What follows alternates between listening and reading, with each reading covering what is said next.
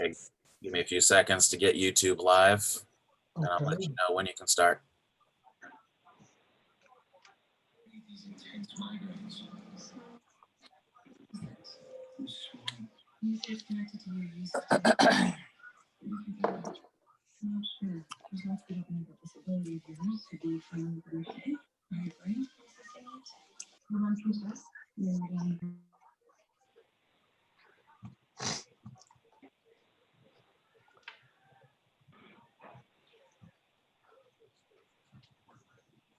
Okay, Chairman Vaccaro, you can start your meeting.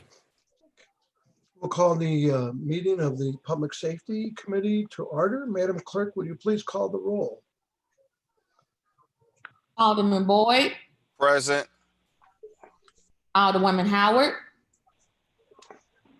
Present. Alderwoman Hubbard, Present. Alderman Muhammad, Present. Alderwoman Boyd, Present. Alderwoman Clark Hubbard, Here. Chairman Vaccaro, Present. We have everyone here. President It's Reed. the best committee. Everybody shows up. We don't need, there's nobody to excuse. I'm sorry, President Reed. Here. Thank you. I 8 forgot. present. We have an extra. Gosh. So we don't need to excuse any aldermen anyway, and take a motion for approval of the minutes of the June 22nd meeting. I move for approval of June 22nd meeting. Second. Madam Clerk, please call the roll. How'd you do that? Alderman Boyd, Aye.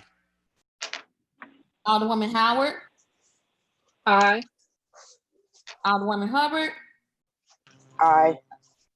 Alderman Muhammad, Aye. Alderwoman Boyd, Aye. Alderwoman Clark Hubbard, Aye. Chairman Vaccaro, Aye. President Reed. Aye. 8 aye votes. Okay, we're gonna start, we're gonna go through, because John's is gonna, Alderman Muhammad's is gonna be fairly quick. Alderman Muhammad, do you want to speak on your board bill number 87? Yes, thank you, Mr. Chairman. Does everybody have a copy of Board Bill 87? Yes. Okay, Dude, thank you. Mr. Chairman, members of the committee, Board Bill 87 is fairly simple. It is closing O'Fallon Park until January 1st of 2021. All of you guys know O'Fallon Park is dear to me. We have been remodeling and reinvesting in O'Fallon Park. While our parks were closed due to COVID-19, people in our community had the opportunity to enjoy the park like never before. I've seen seniors in the park, I've seen children in the park, and right now, with our parks reopening under the mayor's order, our O'Fallon Park is becoming what it used to be prior to COVID-19. So I want to continue investing in the park, doing repairs on playground equipment, continuing the renovations at the historic boathouse, and I want to make sure that it remains safe for everyone to visit that stays in the community now. So what I want to do is close the park until January of 21 next year. Not only because I want the park to stay safe, but because right now people are not respecting the social distancing orders that we have encouraged and implemented here in the city of St. Louis. It's a bunch of illegal activity, drug sales, and speeding cars through the park. It's just not safe, not for residents, and it's not safe as far as anyone's health. So I want to make sure that people respect those guidelines. So this board bill simply closes the park until January of 21. With that, Mr. Chairman, I would take questions if any member of the committee has any. we can go down the list, or does anyone have a question? I don't know that anyone has a question. Does anyone have a question for John on this, Alderman Muhammad on this one? Alderwoman I do. Howard? Okay, yeah, sure. Alderwoman Howard. I guess what I'm kind of confused with Alderman Muhammad. All the parks were closed to vehicular traffic Mhm. to spare the COVID. Did that Mhm. not happen in O'Fallon Park? No, that definitely happened. And when all the parks were closed, we had road barriers that prevented cars from getting into the park. Now those barriers are gone. Cars are getting in and just bringing in more traffic. So it Oh, with the gates not being there, it's an open sign to people just to go in. When the gates were up, the park was secluded and it was safe and it was free of just this derelict activity. right. Yeah, it just seems as though, it would serve a purpose to get people out and in fresh air and have people walking, but they keep tearing down the barriers, so you're closing it.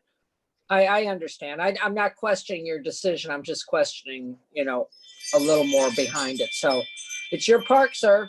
I understand. I'm sorry that's happening, but okay. Thank you. That's all I have. Any other Thank- one for questions? If not, we'll take a motion to pass this bill out, pass board bill number 87 out, unless someone has a question. So, I move so that we, moved. Okay, we got to move. We move. We have a second from President Reed. Madam Clerk, please call the roll. Our previous roll would work. I don't think there'd be any. Does anybody have an objection to previous? Mr. Chairman. Wait a minute. Well, never mind. Oh, I'm sorry. No, none. Mr. Chairman, I request previous roll. I don't see any objection to previous roll. So having done that, we'll pass that out with a do pass recommendation. The next thing we're gonna do, just because it should be quick. If Alderman Oldenburg wants to speak on Resolution 24, we're not gonna vote on that today. We're gonna have another meeting on Thursday, but maybe he can give us just a quick overview since we're moving this to Thursday. Certainly, of certainly, resolution.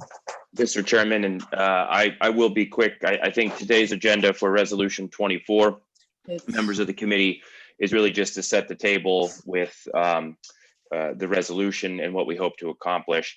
And then on Thursday, the chairman and others were gracious enough to schedule what will be taken as public testimony at 10 a.m. Thursday morning. So, I'm happy to entertain some questions today, but let me just give a quick overview of the resolution. I think it was September of last year that the CSP group came and delivered a presentation to this committee regarding area-wide surveillance and wide area motion imagery and how that technology can really enhance the cameras that we already have, the real-time camera footage we already really have built from an infrastructure standpoint in the city. So this technology, of course, sends planes up, as you may be familiar, and they fly over the city and they're taking constant images, which have been proven to be able to trace just pixels, not identifying anyone along their face, their race, their sex, anything. It really just it captures a pixel or an image that takes place at a certain crime scene, and then you're allowed to, enhancing the cameras that we actually already have in place in St. Louis, work in concert with the area-wide imagery to identify where we might go and question suspects, people of interest, folks, witnesses, folks who might have been at any particular violent crime scene. I won't bore you more with the technology. I'll have a subject matter expert on Thursday to kind of defer all technology questions. The upshot really of this resolution is to say, look, we know we have a violence problem in St. Louis. We know that we need to try any and all aspects and avenues that will reduce our violent crime and our homicide rates, and that solve crimes leading to arrests and get justice for victims. This is the other component, I think, to this technology that needs to get talked about more, is there are so many victims that are touched by the violence in St. Louis, and they're seeking justice just like anyone else would want. And this provides a crime fighting, a crime solving tool that can deliver justice to those victims, their families, and their friends. I think the The important thing also moving forward is this resolution really just urges and says, let's get the adults back in the room with the folks who can provide this technology, and the police, the technology officers, the public safety director, the chief of police, and to say, where are the pitfalls that exist in potentially pursuing this? All this resolution does is let's urge and nudge more formalized conversations around where they were last September when they came to town to introduce this. And additionally, in speaking with my colleague from the 8th Ward, I think a broad-based community awareness and acceptance of this is absolutely a critical component. So I'm open to even acknowledging in the resolution via an amendment before Thursday to say, hey, this every step of the way, we should make sure that there's oversight from the community and that they're being involved in this to make sure that, the cornerstone of our Constitution, right, that civil liberties aren't in some way being violated here. The courts have already ruled that they are not. There's settled law on this. I suppose there's those who will argue there's an appeal and that it's not settled, but we have to still continue to govern, despite what may or may not go to the United States Supreme Court.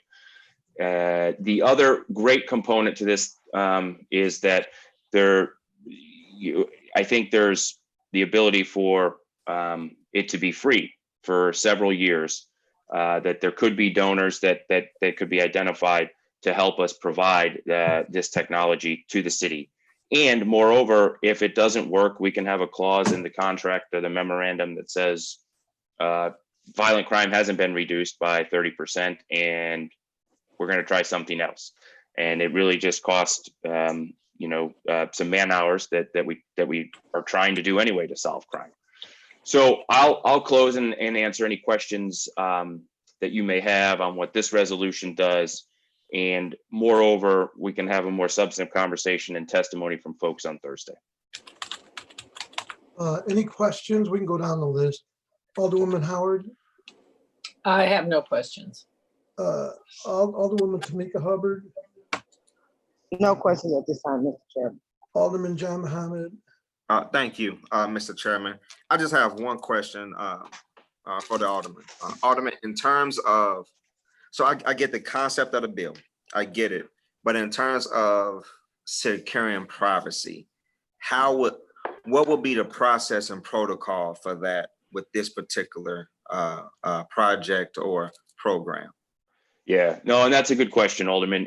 I mean, I think when you get to the next step of, are you securing a contract or a memorandum of understanding with this vendor? When do you put those safeguards into place? And they absolutely have to be part of that. I would agree. We have to make sure that this data is housed by either the police or professionals, and that in no way that this data could surveil someone that's not related to a crime scene or a police investigation or an investigation by the circuit attorney or the courts. So I'm also in favor of sort of acknowledging that in this resolution. If you're happy with it, you want to work with on some language that says that needs to be part of, if, and again, the word is if any kind of substantive agreement or arrangement comes together between the police, the administration, and this vendor. I wholeheartly concur with you, sir. Thank you, Alderman. I have no further questions. That's my biggest thing with this particular resolution, or just this entire idea is how can we guarantee privacy rights for residents and for citizens. But I definitely get the idea. I do think the program is needed. I just want to make sure that the program is done right. So that's all I have, Mr. Chairman. Thank you, Alderman. Thank you, Alderman. Alderwoman Pam Boyd, No questions. Alderwoman Shameen Clark Hubbard. She got the best one. No questions. Thank you. And I have no questions, so we're going to set that aside. Mr. Chairman, Yes, sir. is it okay if I have an opportunity to ask a question? Oh, you know what? How did I apologize. I That's didn't start at okay. the top of the list. Vice Chairman Boyd, I apologize. Sure. I'm very interested in this project. But Alderman Oldenburg, I was wondering if you will be communicating, or you will allow the Community Justice Coordinating Council to participate in these discussions. You know, we spent a lot of time last year working on that legislation and putting that group together. I think it would be very helpful. And we do have Debbie Allen, the executive director of that that council, as a participant. And I'm curious if she would, maybe she signed up for comments. I don't know. But would you mind if she made a few comments? Not at all, not at all. And Alderman, I would say in terms of building a broad-based community awareness and support of this, that group and that team needs to absolutely be part of this. She's actually signed up for comments on Board Bill number 92. Okay, would it be okay if she made comments on the resolution, Mr. Chairman? Yeah, as long as she keeps it short, only because the amount of people we have, that's not a problem. I guess she's on with us. I saw her somewhere. Thank you, Alderman Boyd. Alderman Oldenburg, I very much welcome collaborating with you all on this initiative. You know, as Alderman Boyd mentioned, as part of the ordinance and the charge to the Criminal Justice Coordinating Council is to ensure that the proper sharing agreements are put in place between the entities for which information and data is gathered and shared. And so what you're describing falls squarely into a kind of agreement that would need to be put in place. And we certainly can help this committee craft the proper agreement so that everybody knows the legal boundaries, policies, and practices that need to be wrapped around this to ensure privacy and the proper use and dissemination of this information. So, and on that council is all of your criminal justice agencies for which the creation of that data that you're describing would impact. So I welcome that participation, and we welcome giving you any expertise and hope that you would need to create that that proper agreement.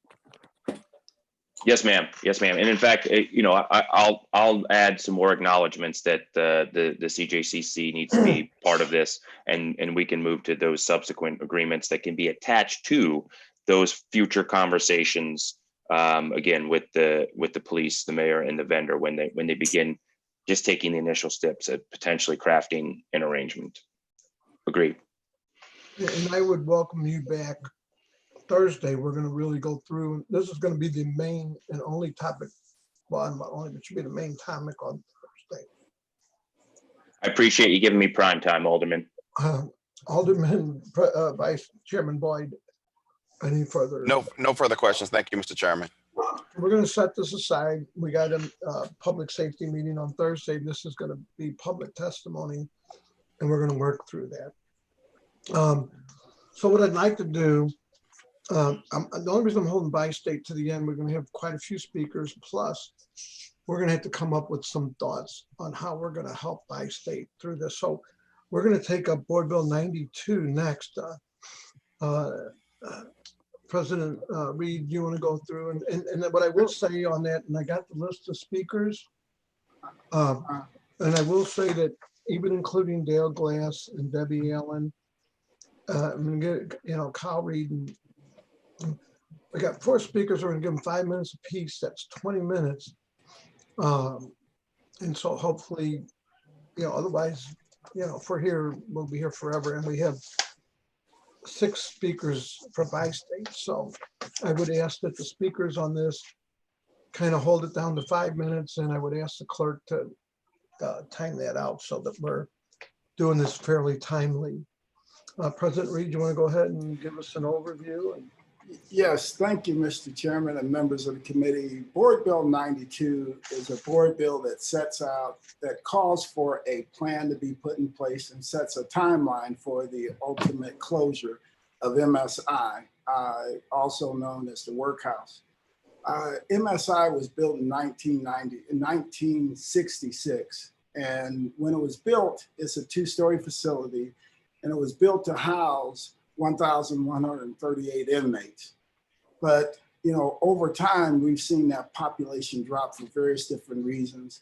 And now we're down to under 100 detainees currently being housed at MSI. at a cost of $8 million a year, if you look at just this year's budget. Part of the what has helped to lower the population and raise awareness of what's going on at Workhouse is we've had local advocates who have called for the closure of the Workhouse for numerous years.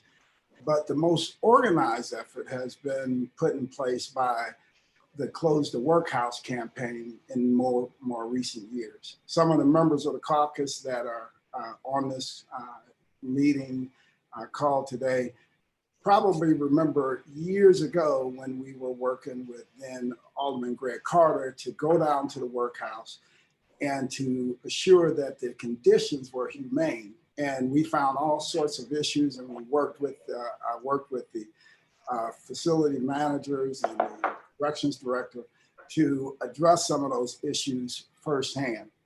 But still, problems remain. So what this board bill does, this board bill directs the Commissioner of Corrections to begin the process of closing the medium security institution as a detainee holding facility. The Commissioner of Corrections under this board bill will be directed to review all contractual obligations specifically related to housing of detainees at the MSI and determine the amount of notice the city has to give in order to end contracts and the cost associated with those contracts up to the date the contracts end. He will also compile a list of city employees that are currently working at MSI, their salaries, and work with the Human Resources Director to try to move some of those current employees to other open positions that maybe we have within our city, within various different departments around the city today. It also calls on them to contact any facilities within the state of Missouri that has available spaces for detainees and determine the cost of outsourcing the housing of detainees currently in MSI. It also calls on him to determine a monthly average of detainees in MSI for the across the previous 12 months. And what the plan also calls for is for this to be done in a safe manner, a manner that will preserve the safety of the citizens of the city of St. Louis, but also create a more humane and a more sustainable system, that could replace the current system that we have in place with MSI. And we do that for a much, more effective cost than what we would be spending under this current facility. We have 10 amendments. Part of what this will do also is create 2 funds from the savings that would come off of closing MSI to address neighborhood safety issues, to address reentry programs so that people who have been detained and coming back out, into our community will have all of the programs and services in place to assure that they do not reoffend. Because oftentimes we just cut people loose and say good luck, and they end up back in their same community and with no opportunity for growing, no opportunity for jobs and all these other things that will keep them from reoffending. So we need to assure that we have the programs and services in place so that they don't reoffend, right? And if we use this money that we're using currently just to keep MSI open in a more effective and efficient manner, I think we will see a safer city, a better city, and I think we will see people who have formerly been detained coming out and leading productive lives. So that gives you a general overview of the bill. Like I said, we have 10 amendments. I think most of the people on the committee who I've had an opportunity to talk to, most of you have reviewed the bill and understand it. So with that, I'll just take any questions. And I know we have a number of speakers that are coming on to speak also. So would you prefer the speakers before the amendments? Or do you want to do the amendments and then listen to the speakers? We can do the amendments if you would like to do the amendments. We can do the amendments first. I will defer to my vice chairman. What do you think? Do the I, amendment? I think it would be helpful to do the amendments, in my opinion, so that we have the whole bill before us. Okay. And people that have testimony to give, it may provide insight on their testimony. You even sound like a DJ. Uh, Anyway, Mr. President. He's using his Barry White voice today. I'm telling you, he's His got that deep voice, his radio voice. look, he's got the. Anyway, Mr. President, why don't you go ahead and let's start with amendment number 1 to Board Bill 92. All right, first, does everybody have all the amendments in front of them? They should have been on the Google Drive. I know the clerk put them out there. So, and there should be a total of 10 of them. So amendment number 1 to Board Bill 92, it amends said board bill, page 4, line 3 to page 4, line 3 as follows. Beginning on page 4, line 3, strike out the words jurisdictions and insert the following words in line thereof. Public detention facilities that meet federal detainee standards. And this amendment is important because, again, the federal detainee standards are a standard we should certainly strive to meet. And this assures that the facility is a facility that meets those baseline standards, and that will be a humane facility. Do you want to vote on the amendments one by one, or do you want to save them? I guess why don't we vote on them as we do them? Yep. So I'll make a motion. We vote amendment Number 1. Yeah, number 1. Second. Oh. Is there previous roll? Anybody? Previous roll. Okay. We're good. We'll move on. Amendment number 2. Amendment number 2 for Board Bill 92. The amendment is this.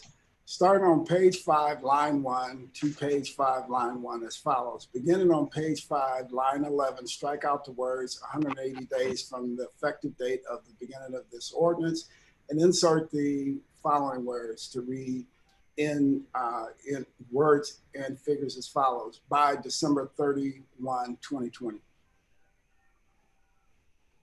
Okay. Any questions on amendment number 2? I do. You said that's page 5, line 11? Line 1. Line Oh, 1. I'm sorry. Okay. Yeah, the second line on that, it says line 11, but it should say line 1. Page 5, line 1. Okay, I see. Never mind. Okay, then we'll take a motion for amendment number 2. So moved. Second, I'll second. Previous roll. No objections, previous roll. Let's do number 3. Okay. Thank you all. Amendment number 3 to Board Bill 92 to amend said board bill, page 5, line 3 to page 5, line 7, and also page 6, line 2 as follows. Beginning on page 5, line 3, strike out the words Division of Recidivism Reduction and insert in line thereof Division of Supportive Reentry. And this is that fund that I spoke of earlier that will help with reentry of people who were formerly detained. Any questions on amendment number 3? Seeing no questions, I'll entertain a motion. So move. Second. Previous roll. Let's go on to amendment number 4. Amendment number 4 for Board Bill 92 to amend said board bill, page 5, line 6 to page 5, line 6 as follows. Beginning on page 5, line 6, strike out the words that have been determined to suffer from mental illness and insert the following: whose contact with the criminal legal system is determined to result from certain social determinants of crime, including mental illness, substance addiction, excuse me, poverty, and highly correlated social factors.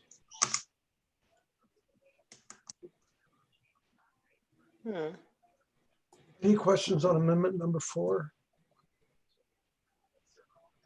Hearing none, I'll take a motion to. So moved. Second. Previous roll. Hearing no objection, we'll move on to amendment number 5. Hey, amendment number 5 for Board Bill 92 is to amend said Board Bill, page 5, line 8 to page 5, line 8 as follows. Beginning on page 5, line 8, strike out the words from mental illness and insert in line thereof the following: from certain social determinants of crime, including mental illness, substance addiction, poverty, and highly correlated social factors. Any questions on amendment number 5? Hearing none, we'll take a motion to accept amendment number 5. We have a motion for. Second. Previous roll. Hearing no objection, previous roll. Mr. President, let's go with amendment number 6. Amendment number 6 for Board Bill 92 is to amend said Board Bill, page 5, line 15 to page 5, line 17, and page 6, line 4 as follows. Beginning on page 5, line 8, strike out the words Neighborhood Crime Reduction Fund and insert in line thereof re-envisioning Public Safety Fund. Okay, do we have a motion on, any questions on amendment number 6? Do we have a motion on? Move to adopt amendment number 6. Second. Previous roll. Hearing no objection to previous roll, let's move on to amendment number 7. Amendment number 7 is to amend said Board Bill, page 6, line 7 to page 6, line 7 as follows. Beginning on page 6, line 7, strike out the words established by neighborhood organizations of each funded neighborhood and insert the following in line thereof: in which neighborhood residents develop community generated ideas and interventions around improving public safety, exploring cost and feasibility, and put those ideas to a community vote. Any questions on amendment number 7? Hearing none, we'll take a motion to adopt amendment number 7. Move to adopt amendment number 7. Second. Previous roll. Hearing no objections, Mr. President, move on to amendment number 8. Amendment number 8 is to amend said Board Bill number 92 to amend the Board Bill, page 5, line 20 to page 5, line 20 as follows. Beginning on page 5, line 20, after the words fiscal year 2021 budget for MSI operations, insert the following figures. And in subsequent years, the 7.6 million currently allocated to the city's in the city fiscal year 2021 budget for MSI operations, in addition to 1/2 of the revenue derived from any contract of to house federal detainees in the city of St. Louis facility. Any questions on amendment number 8? Hearing none. So we'll take a motion. Someone want to So make moved. Second. Previous roll. no objection to previous roll. Mr. President, proceed with amendment number 9. Amendment number 9. Nine, Get it yeah. up here. You guys are gonna have to thank me in the end. I'm doing all this without my glasses because I couldn't find them. They're somewhere in the house. I couldn't find them, but That's I'm okay. almost done now. To amend said Board Bill, page 5, line 16 to page 5, line 16 as follows. Beginning on page 5, line 16, before the words "the comptroller is authorized," insert the following words and figures. A, with a right parenthesis. Okay. Any questions on amendment number 9? Hearing none, we'll take a motion to adopt amendment number. Move to adopt amendment number 9. Second. Previous roll. Hearing no objection to previous rule, Mr. President. Let's give us number 10, your final amendment to this bill. Okay, amendment number 10, actually, is Tom online with us? I may have him go through amendment number 10. Because amendment number 10 is a very long amendment. Okay. You're wanting Tom to give it to us? Yeah, Tom? I'll go through it. I'll go through Well, it. Tom can. Amendment- It's here somewhere. I'll go through it. And he can, I can go through it. Well, you want to just cover the highlights? 'Cause it's well, a what we long- had determined, since we were running so behind the timeline, we were gonna, that amendment, since it was. I don't think it's on my drive. Right, of course, yeah, it's not on the drive because it was so lengthy. It's just, we're just gonna introduce it as a separate ordinance on its I mean, own. yeah, So the other amendments, 9 and 10, we're just going to introduce as separate. Well, then we did 9. A separate ordinance. So that'll be a different, so you're done with your amendments then? yes, yes. And, I'm sorry, Alderwoman Howard, go ahead. I guess if we did 9, we need to take that back if that's going to be part of this other one. Is that correct? Tom, are It you? was 9, just adding that section A in front of the language. Yes, yes, Yes, yes. that one we don't need to do that. Okay, all right, we'll scrap 9 because again, amendment number 10 is so long that we might as well introduce it as another board bill. So we're going to introduce that as another board bill because it outlines how participatory budgeting should work and all of these other things. It's a very complex amendment. So we'll need. We're gonna, yeah. We'll need the. I move that we. Whoever motion, we want to take. I move that we strike down amendment number 9. Second. I'm confused. Wait a minute. So we adopted it. Wouldn't we have to reconsider? We can vote to reconsider, or we could just vote to strike down. Okay, well, that's amendment easier. number 9. Okay, Yeah. I support that. Did you make a motion? Yes. I did. Yeah. I second. Howard made. All right, previous No, roll. he made the second. I seconded. Okay, and here no objection to previous roll. Let's go on to board bill number 92 as amended. I know there's 3 speakers, including Dale Glass. I would say I would appreciate everything. Mr. Clerk, please time them. I'd like to keep the speakers at 5 minutes and under, just because of timing, because we have all the bi-state people that I really want to work with them to figure stuff out. So, Mr. Chair, yes. I just have a question. Do we have a board bill in front of us with the amendments? I guess not at this point, right? No, you have the amendments and you have the board bill. And you have the they'll board be- bill. Yeah, Okay, they'll but be integrated once we vote. that's on fine. Okay. Thank you. So, Mr. President, you want to bring the speakers the way you want, or you want me to bring them on? it. Go ahead and bring them on. Okay, well, now I gotta, where I set that at. I set the list. We just start with Dale Glass. Sure, and then by then I'll find my list. Oh, here we go, I got it. The order that they were given to me started with Debbie Allen, Dale Glass, Okay. Taylor Reed, and Blake. Yep, let's do it like that. That So I'll sounds do that good. order. So Yep. that Debbie Allen, you're first, and again, please, 5 minutes or under, if you would, please. And we're gonna go that on everybody. So Thank you. Debbie, if you go ahead. We're Thank here. you, Alderman. And I just wanted to acknowledge also President Reed and thank him for this, the submission of Board Bill 92. I think it starts a much needed conversation. So I appreciate your leadership in that. I submitted to the committee my testimony in writing. So, because I knew we were going to be limited in time. So I believe that all the aldermen, women have received a copy of it.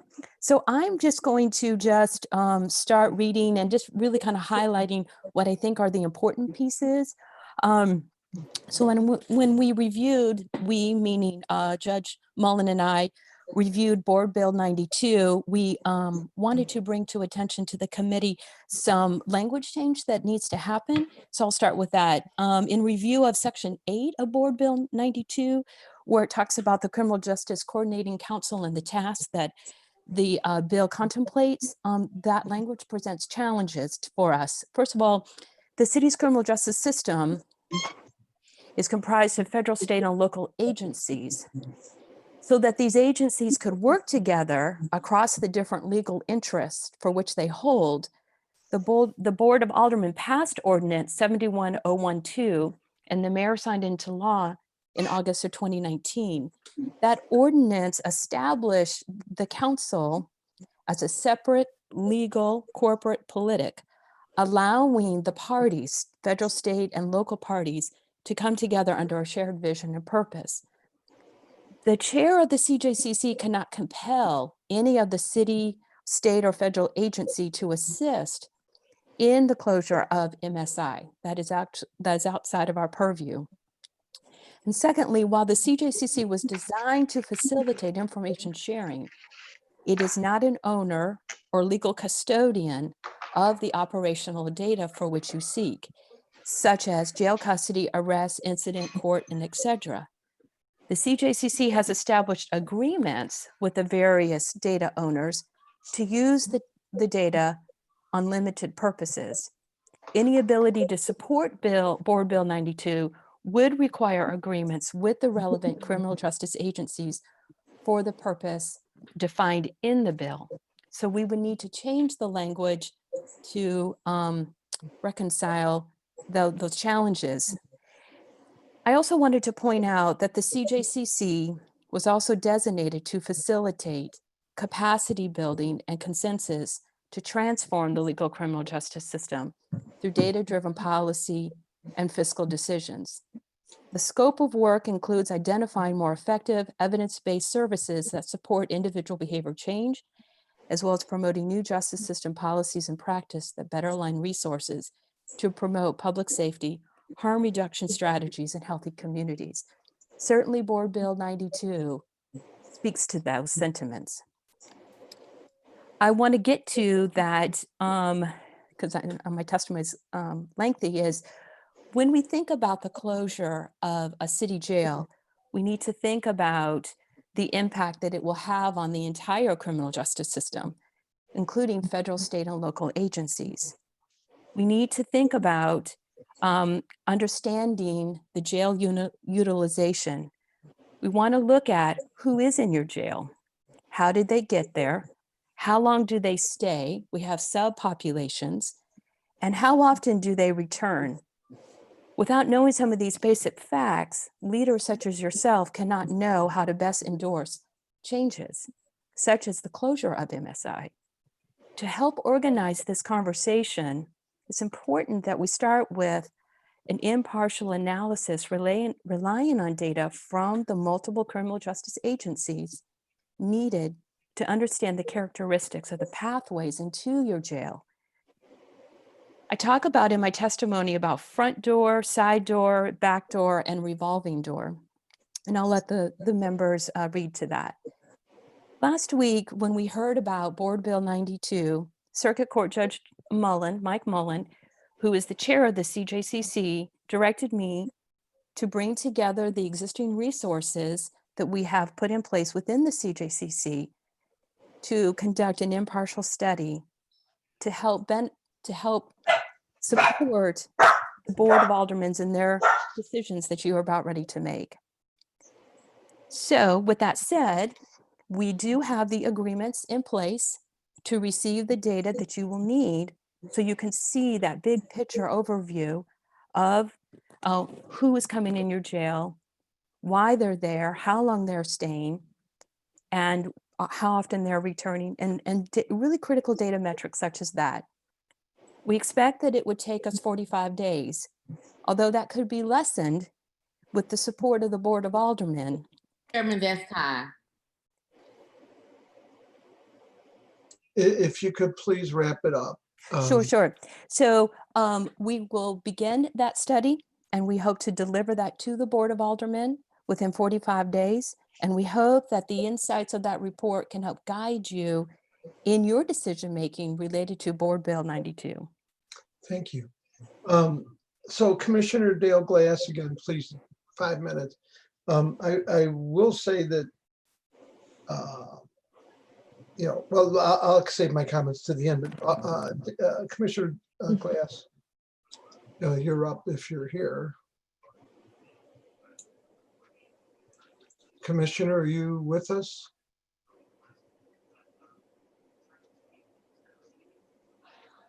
Madam Clerk, is Commissioner Dale Glass with us? I don't see him. Okay, we're gonna move on and hopefully he comes back. Maybe he had something come up or a bad connection. Kayla Reed, you're next up on the list.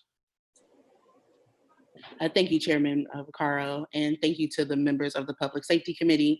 My name is Kayla Reed. I'm the Executive Director of Action St. Louis, which is one of the partners on the campaign to close the Workhouse. First, I'd like to start this conversation by extending, gratitude to President Reed and his team and all the alders who have supported the call to close the Workhouse over the last 2 years. This is certainly a momentous occasion for our campaign and the city at large. We are grateful for the intentionality that went into this bill and that you all have adopted the amendments set forth by the campaign, which we think will make this bill a lot better and in service of helping our communities. And so I rise to ask that you vote this bill out of committee so that it can go to the full floor with the adopted amendments. I think that the parts of this bill that really speak to the goals of the campaign are the creation of the Division of Supported Reentry, that we create opportunities to not have a revolving door, that we actually create opportunities to keep folks out of our jails and out of the criminal legal system and invest in them so that they are able to thrive in our communities. And also the creation of the Re-envisioning Public Safety Fund, which has always been a core tenet of the Close the Workhouse campaign, that we would reinvest the resources that come from the closure of the MSI and invest them into communities that are severely impacted by violence in this moment. These resources are desperately needed.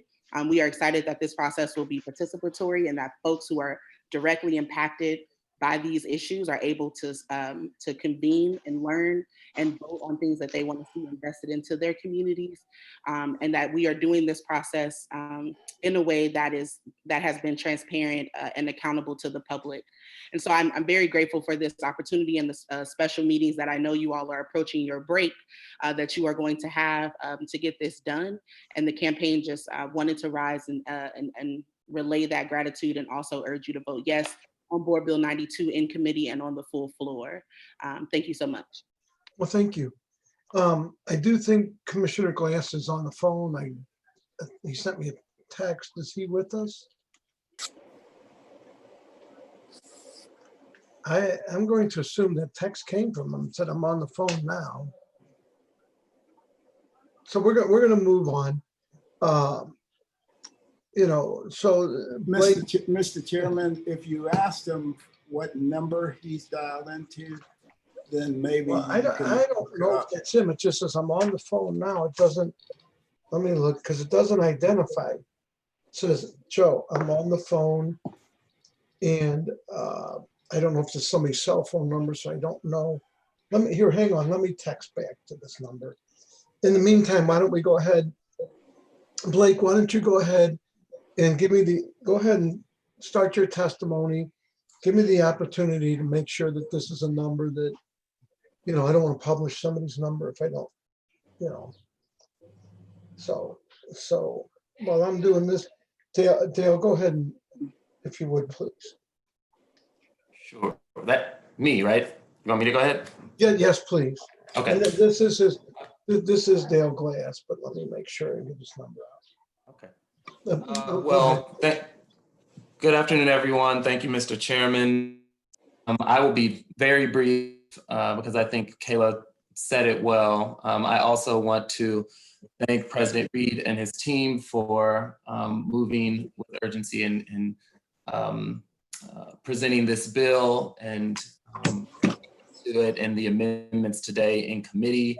We're glad to be able to work with President Reed's team on these amendments, which I agree help to strengthen the bill and help to really make sure that we're achieving desired outcomes. I also want to thank all of the alders and members of city government that have been in support of taking this step over the past many months and few years. We're at a really critical moment in the country and in St. Louis when people are calling for different kinds of solutions to the problems we face, and those problems are very urgent. And so I think it's appropriate that this body's moving with a level of urgency in passing out Board Bill 92. And I hope the committee members will take that today and support the bill on the full board. I also agree that one of the most critical pieces of this legislation is the Re-envisioning Public Safety Fund, which will put much needed dollars into communities that have been hard hit by violence, hard hit by crime, and hard hit by incarceration. And those communities are very much deserving of this investment. And I look forward to seeing how this process plays out in a resident-led way. So with that, I don't have much further to add. I certainly encourage everyone to support this legislation and thank everyone who's had a role in getting us to this point. Thank you. Thank you. So, Mr. President, this is unmute. Dale's saying that he's muted. Apparently he's here, but muted.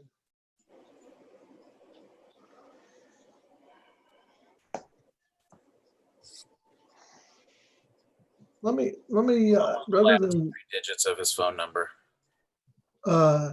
7791. Okay. May I make a there's- suggestion?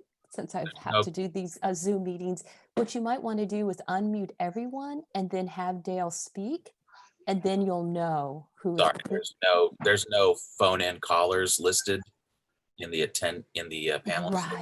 Right. So this is Debbie, and I have that problem when I conduct these meetings. So what I do is I unmute everybody and then have that individual speak, and then I know who to not mute.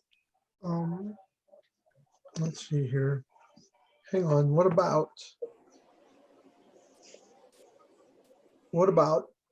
5? Well, no, because what about 5848? That number is in the attendees list, which could be part of the problem. Okay, and that's going to be Dale. All righty, so I've unmuted. This is Dale. There we go. Okay, Dale, you're there. You got 5 minutes of fame.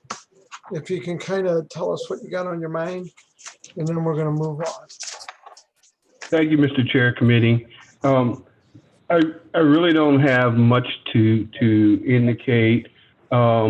Obviously, the city asked me to do a task, President Reed, and I'll do my best to bring information to help them form their decision.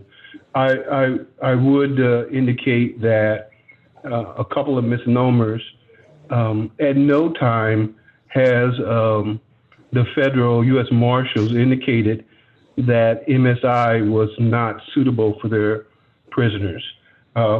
We follow NIC, National Institute of Corrections, ACA, American Corrections Association standards, which would be the same that the U.S. Marshals would follow. That being put aside, the only thing that I would indicate is that the goal of going to one jail is something that I have been aspired to since I got here in 2012. And I think that at our current number, the rest of the community or partners and advocates are noticing what we've been able to accomplish with the help of a lot of support from the community. And now it's worth a conversation because the numbers are where they are. The only thing that I would do is indicate that when we get down to looking at this closely, my concern is that I don't have the luxury of ignoring the fact that 860 beds does not indicate that you can put 860 people here. And I won't bore you with all the correctional jargon and why that is. I usually try to make it simple, but I can go into detail at some point, like indicating that, for example, one unit has 64 beds and 28 women, but you can't use the rest because anyone else in the division are men. So there's a lot of things that we have to take into consideration. The other caution that I would indicate is, for example, the governor just signed the crime bill. So I have to look at how does that impact our local jail. There have been a number of jails that across the country that have done a number of jail reforms, and a couple of them actually closed their facilities, only to find out later there was an uptick in arrests, and then having to go back to the very jail they abandoned and then try to prepare to receive people. So, you know, I would indicate, and then I'll cut it short, I would indicate that when I got here, the city's situation was such that at MSI, in a dorm, there were 70 people in an area that had space for 35 and only had 4 showers and 4 toilets. So I tore those beds out. It reminded me of a scene from a movie. The people were sleeping so close that they could literally reach across and touch the next person. The last thing I would want to see here in the city is, because we didn't get this right, we end up with people sleeping on the floor and all those kinds of things. So those are the cautions that I present as we move forward. And I'm an anxious participant to examine where we are today. One final thing, when you look at my website and it talks about the number of people or our count for the day, understand that that's what's on my count. That does not include all the people in the building. Prior to COVID, for example, there were at least another 100 people in the building, not intended to have rooms, but might be holding cells, but they have to use the facilities. And all that factors into the various issues we look at when we talk about facility capacity versus functional or operational capacity. And so I'm looking forward to embark on this project that I've been given, and I'll have to reach out to other agencies in the city because some of that is outside my expertise. But that's all I have to say. Thank you, Commissioner Glass. Here's what we're going to do. We're going to go down the list. I'm going to give my comment. I was not a big fan of just overnight close the workhouse and move everybody. I will say that I do plan myself personally to support this bill because it looks more into how we're going to do it and gives a timeline to try to get it done. And I would commend the president for that. I don't think I could have supported just overnight, shut it down, figure out what to do after the fact. So I'm going to go down the list. Vice Chairman Boyd, any questions on this?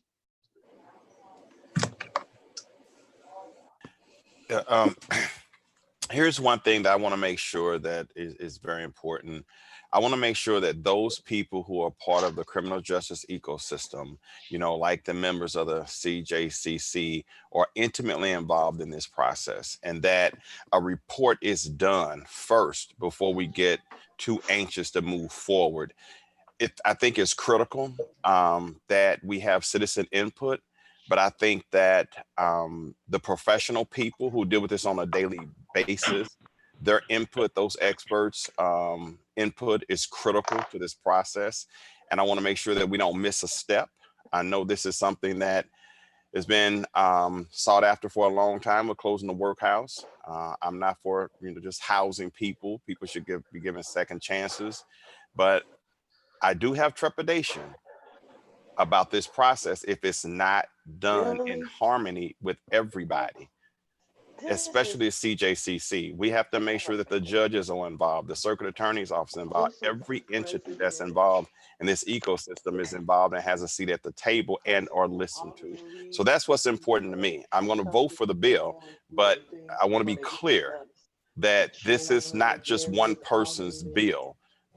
This is, in my mind, a community's bill, and a community's bill in a way that everybody that works inside city government is protecting the rights of all citizens. Don't come. Really? What is it that you want? Thank you, Vice Chairman. I agree. And as this goes along, we're going to be monitoring and having meetings. If that's all, then Alderwoman Howard.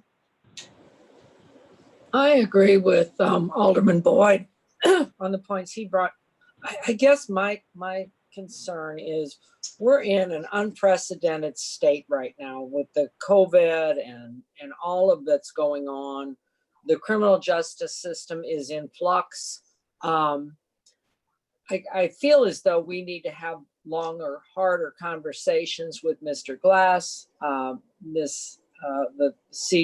Criminal Justice Coordinating Council. I have a lot of questions, and I think that we would have more conversations. I think we could probably answer those. I am a little concerned about moving forward here and putting timelines. You know, I know what I guess the board bill says now, that the MSI would be closed by December 31st, 2020. I'd like to have a conversation around that. Is that realistic? You know, we have detainees that were released because of the COVID. You know, right now there's the courts are on hold. And do we have a false number here? Are we going to need this later, as Mr. Glass referred? I think we need to look at this closely, but I think we don't want to shoot ourselves in the foot over it. I would like to have some more conversations around this with all of those involved, if that's possible. Mr. President, would that be possible? That's part of what Mr. Glass is going to do, because remember, Dale Glass is going to put together the plan. As a matter of fact, he's reported to us that he's already started that process, right? The bill is structured so that everybody's involved: CJC, CJCC, Dale Glass, and all the other departments that should have a voice in it, will have a voice in it. But ultimately, the plan would be a plan that has been structured by Dale. The first thing that he will do is work to finish that plan and gather any data that he may need. And then he's going to come back and he's going to present that to the Public Safety Committee.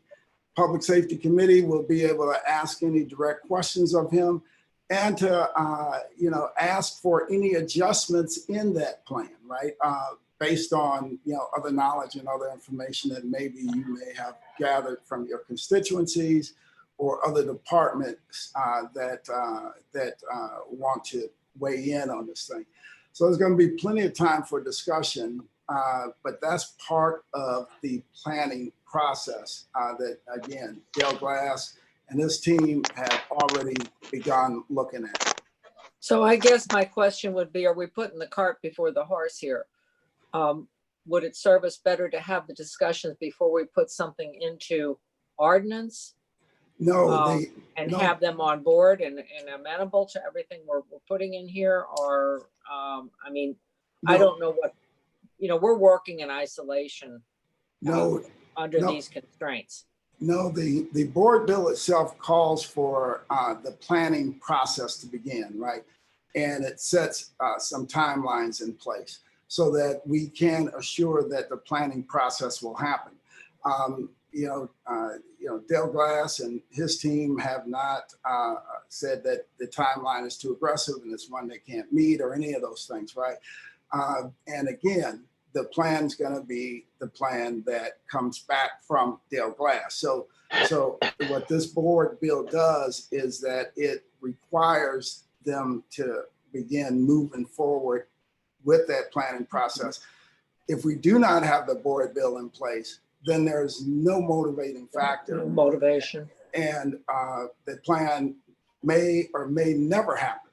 Kind of like cure violence. We're still waiting for that to be rolled out. We put the funds in place last September at the Board of Aldermen, and they're sitting there. Meanwhile, we have kids getting shot up all around our city. Oh, And- yeah.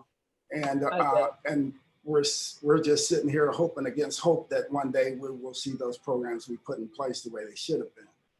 Okay, and then one more question, Mr. President. The funds you're referring to, those would be the funds that would be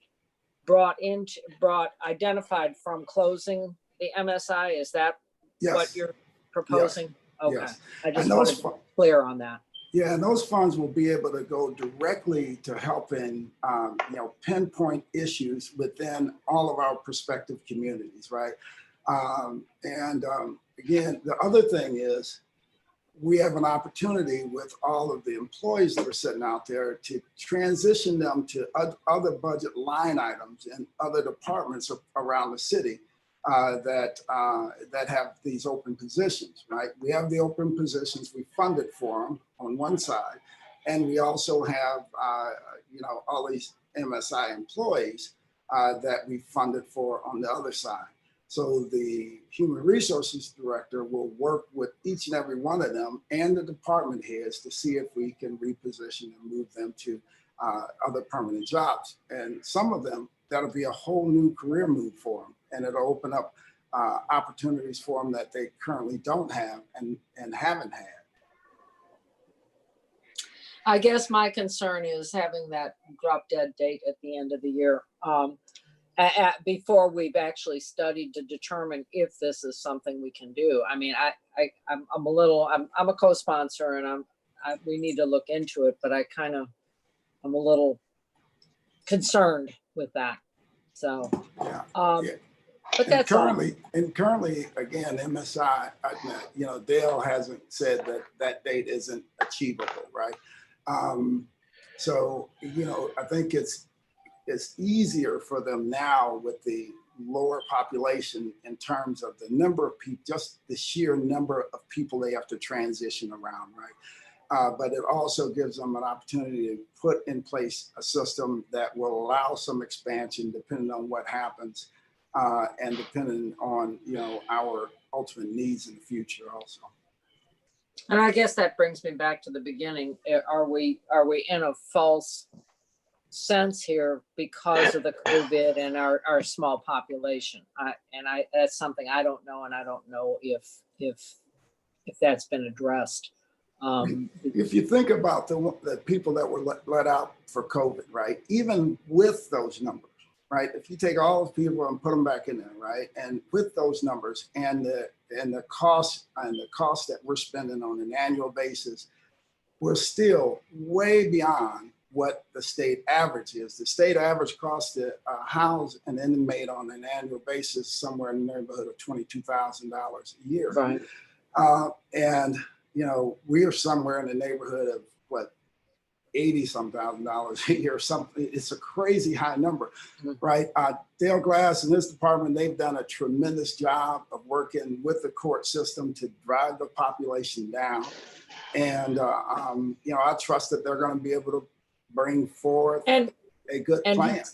And he's made improvements there at MSI that, back when I took office, I took one of those trips there and it's much changed from what was 10 years ago. And it's more humane. And then on the other hand, if we do get rid of this, is our inmates going to be housed humanely at the Justice Center? That's my other concern.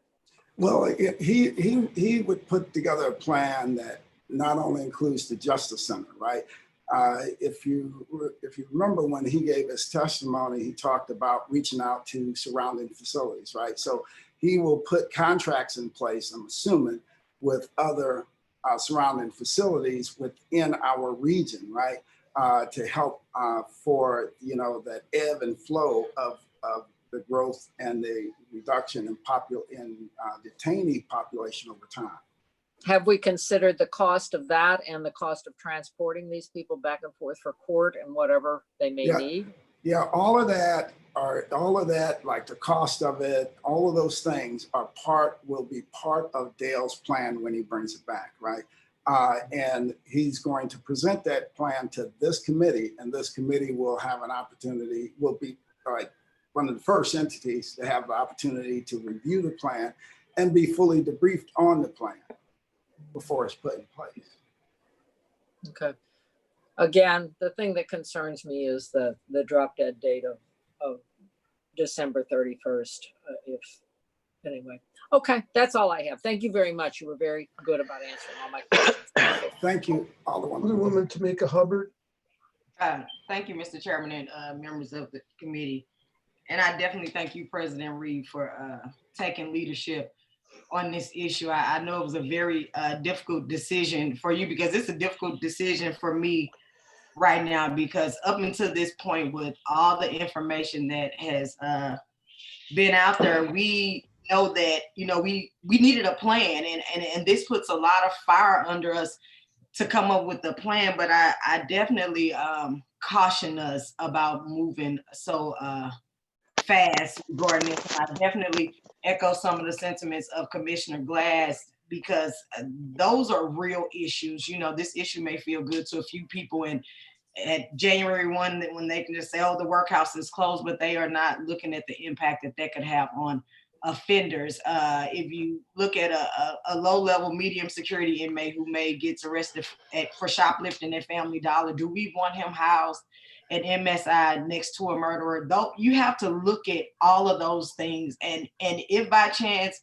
we get an uptick in our numbers and we have to make some drastic changes, because I don't care, this process is fast. There's I won't say there's no way, and I know Commissioner Glass will probably take the charge and do what he needs to do, but it's a very hard decision to move forward so fast. And I just hope that as a city that we're willing to up some money and do whatever we need to do to accommodate this fast-paced move that we are making at this time. And so I just would like to say that, you know, this may be a win for some, but it's not a win if this has a bad impact on us as a city. And I would really caution us about the notion of having other entities house our offenders, because you know what, they are still our offenders. And the police, the Missouri prison entity got sued for doing that when they shipped inmates to Texas some years back due to overcrowding. So,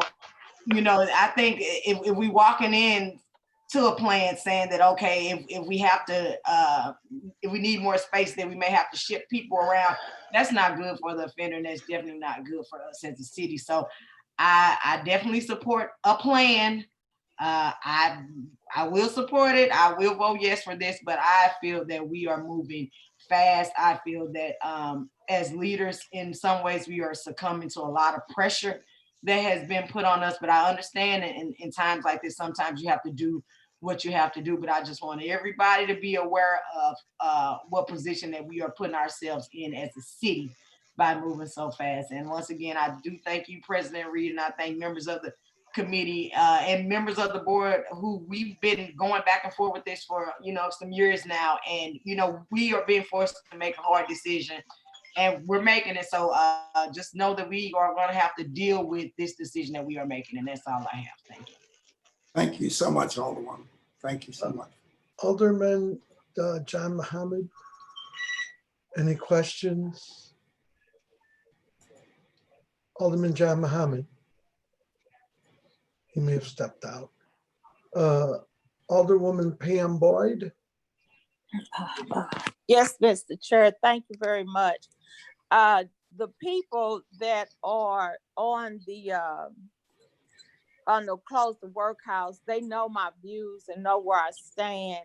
And so I guess my question is, and I've always asked about a plan. So I thank the president of the Board of Aldermen that came up with a plan, because that was the first thing I asked when they approached me. What was the plan on how this was going to look? But I guess my question is, because my heart is heavy for St. Louis, because we're acquiring all these big, huge, empty buildings. 4300 Goodfellow, that's going to be a vacant building. And so and I kept asking, what's the plan with this building? What are you gonna do with this building? Or do we have to have guards standing watching this building so it's not windows broken out and broke in? Will the utilities have to stay on? Well, and we talk about the prisoners. And so I think people keep making all these suggestions of putting money in these desperate communities, but how is that going to look? Who's going to oversee to make sure the money actually get to those communities? And so when these people get out of incarceration, they're not going back to the community that caused them to get incarcerated with the daily properties, the education, the no job. So I'm agreeing with my other people. You know, I did say I supported closing, but I kept telling them we needed a plan. I said, you just can't say you closing it and then it's okay. And then I kept looking at, you got people that were able to walk around in that jail, but when they get here, they won't. They'll be locked up for 23 hours. So that's all I'm asking. You know, it's not just a one quick fix. It's a whole process that has to be addressed. I applaud Dale Glass because he has been diligently trying to improve the conditions and make things better over there. But I just hope that we have a plan that everybody has input and make sure that people are treated humane all the way around. I don't think you said close the workhouse and that's the fix all answer, because there's other avenues that you have to look at. So that's my whole thing. Thank you very much. Thank you so much, Alderwoman Boyd. Thank you. Alderwoman Shameen Clark Hubbard. Thank you, Mr. Chairman. I think everybody knew where I stood. I was in support of close the workhouse. I'm definitely in support of Board Bill 92 as amended, and I definitely believe in and work that he exactly what he said. So thank you. I look forward to be a willing participant on this process and this plan. And again, thank you, Mr. President, for your work and your team's work on Board Bill 92.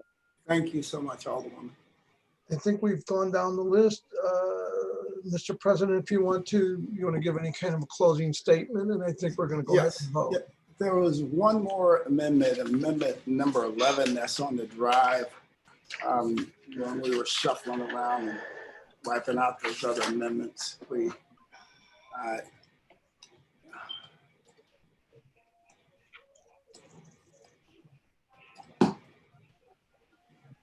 and amendment number 11 for Board Bill 92 reads like this.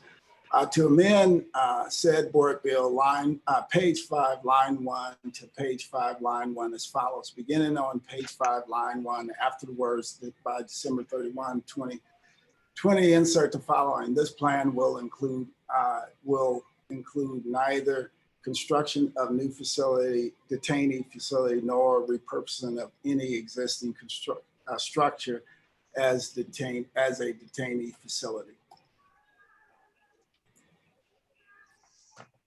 So do we have a motion on amendment number? Well, now, since 11, it's really 9. Yeah, so what this would mean is that the MSI structure that's down there, we will repurpose it for something else, right? We're going to use it for something else.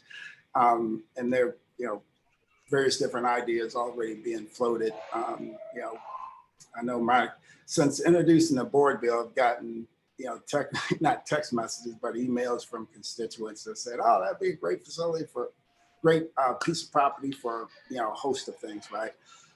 Well, we'll entertain a motion for amendment number 9 to Board Bill. So moved. Do we have a second? No, we have questions. I do. So it's on the drive as amendment number 11 because we. I had some questions about it. So I'll go down the list and we'll start with Vice Chairman Boyd. Okay, Mr. President, explain this amendment again. I'm trying to go on the drive to get it. Explain what it.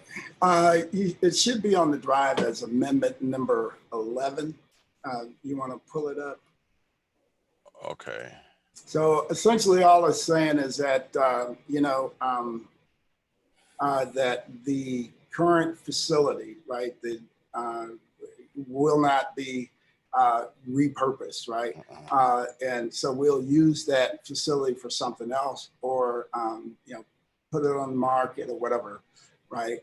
So it just just talking about the current building, right? Well, I disagree with that. I do too. That there is.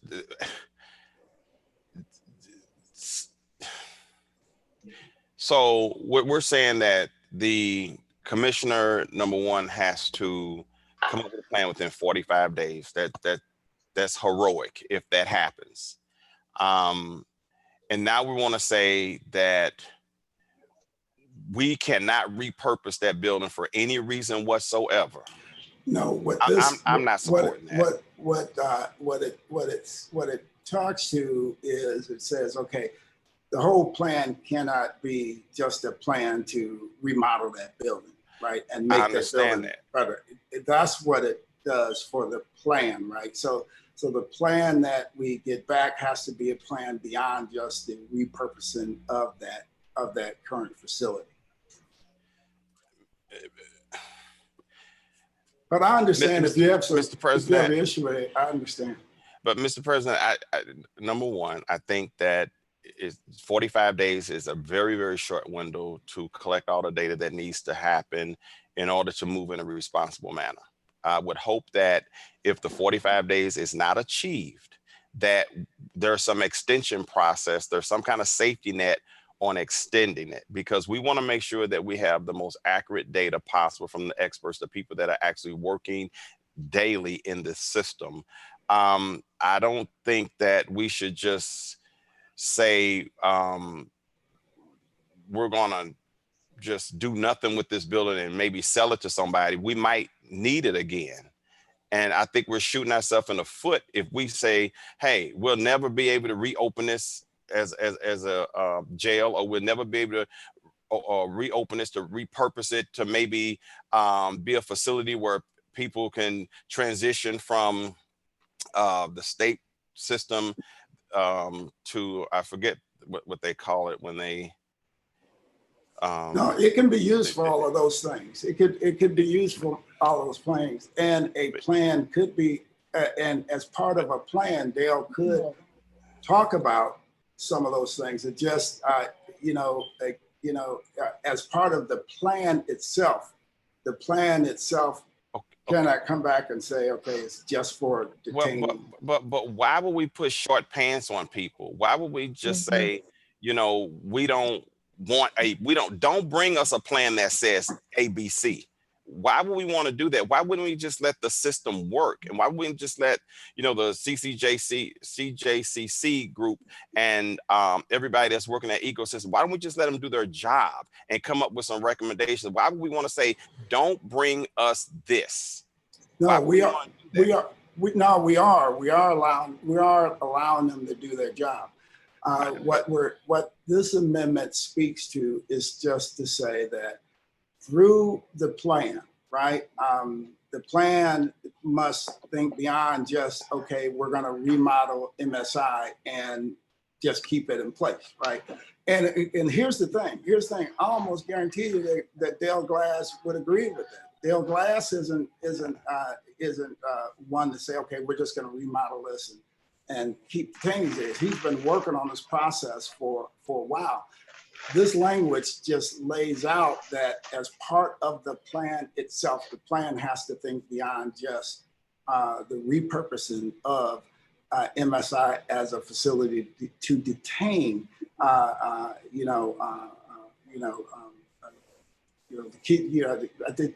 detainment facility, right? So there are a host of other things that the building could be used for and repurposed for, that will help the city, right? That will also help in transitioning from detainment into, back into their normal lives. But again, this just says that, the plan has to think beyond just remodeling that building and keeping the 96 people there or 100 or whatever. That's all it does. But why do we have to say that? Why? Because Alderman, because you know as well as I do, when we're putting ordinances together, and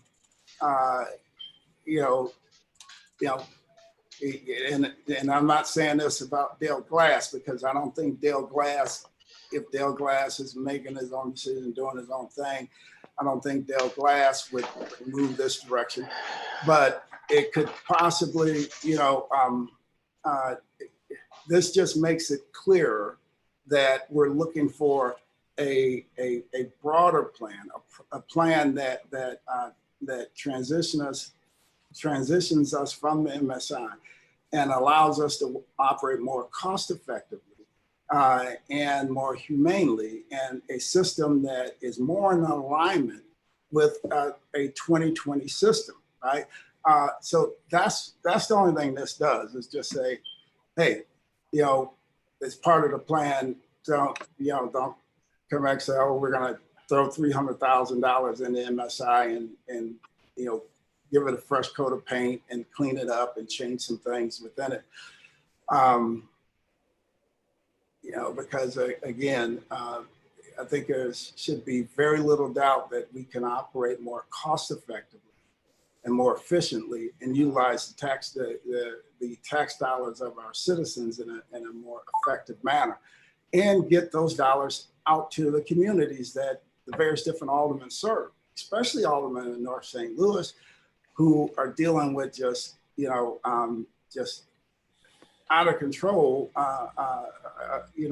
crime rates in some of the neighborhoods in our city. So that's all this does. But I understand your trepidation, because you want to, assure that they have as broad of canvas as possible to lay down that plan, right? And I and others do also, we're just saying, to clarify things and to transition our city to the next step. Just assure that plan does not include just the repurposing of that facility, because otherwise we've all wasted a whole lot of time talking about it. Okay, Mr. President, let me ask you this, and I don't want to insult you. And I don't want to insult you're not, Glass, but I just find it hard to believe that Commissioner Glass would come back and say, let's just paint the place and let's just, I agree, do whatever. I am concerned about this. First of all, this bill is moving extremely fast. I'm not sure why we have to do it right now. A process is everything. I've been down the Board of Aldermen for 17 years, and we've had to deal with some real crucial, difficult issues.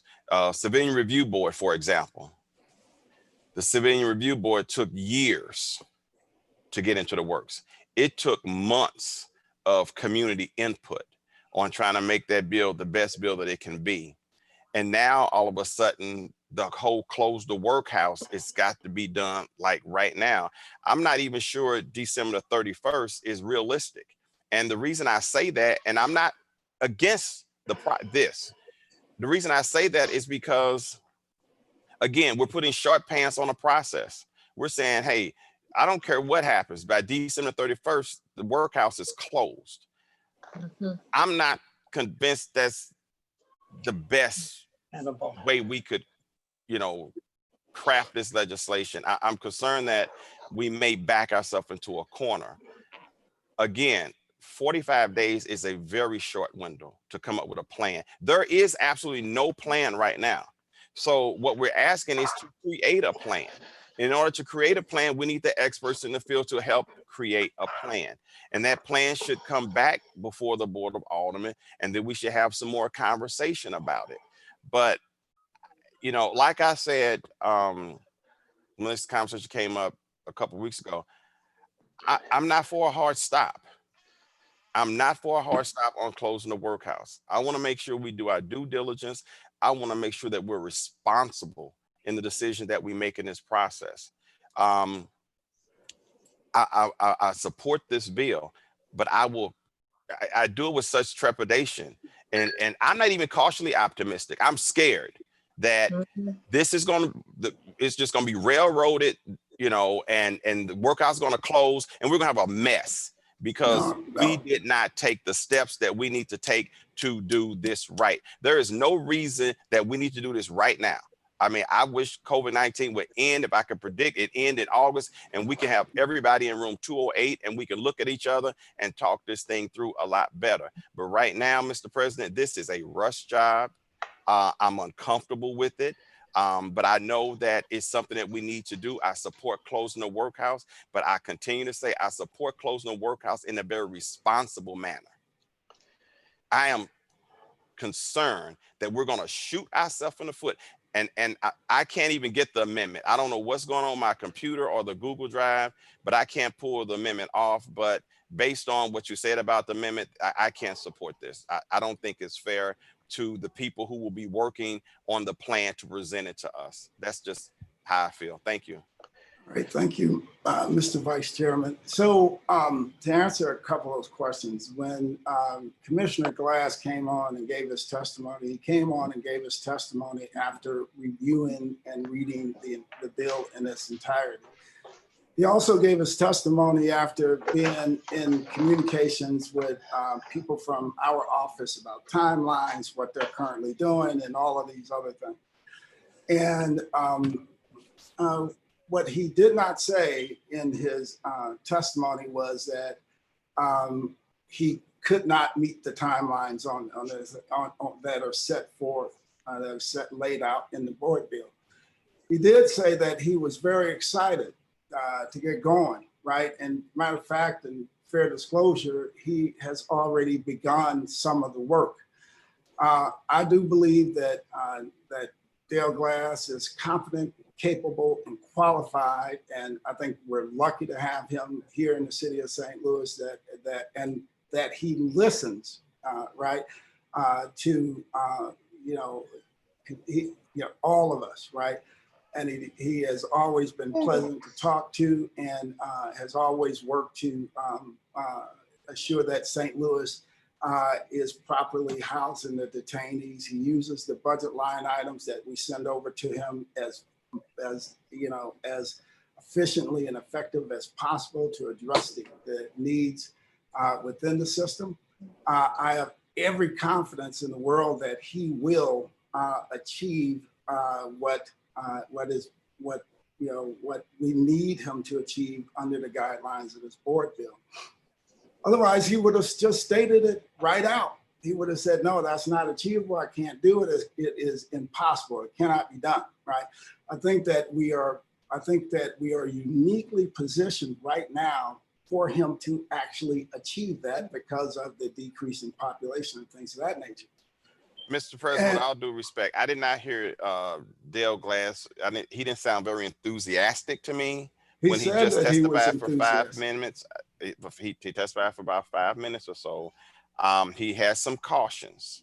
And that's why I want to make sure that they have a reasonable amount of time to really work through and deliver a plan to the Board of Aldermen that is practical. That's all I'm saying. I just want to make sure he has a reasonable amount of time, and let's not put short pants on the process because that's counterproductive. I think we should, matter of fact, options. I hope it's not just one plan, but it's some options. Hopefully he can walk out of the workhouse. Yeah, hopefully he brings back some options, but all of that's going to be up to him.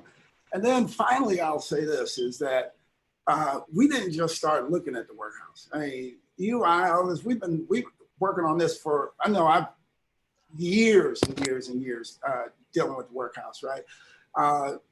you know, if you remember back when they didn't have air conditioning down there, right? I was down there pushing and requiring that air conditioning be put in there, right? And that's the kind of stuff.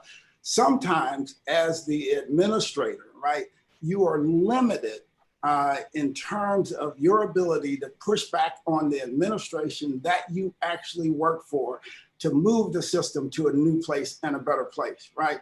So what this bill does, it actually empowers him to say, you know what, bring your best and your brightest ideas to move us to another place, right? He does not have that power under the current thing, right? Because it's based on what the people above him are directing him to do. But because of,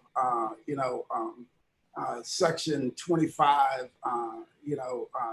we have the ability through a 2/3 majority vote to empower department heads in this way. And that's what we're telling him. And like he said, like, I'm looking forward to getting going on it. And, like I'm telling you, they've already begun the work, and then even CJCC, if you think back on her testimony, she said that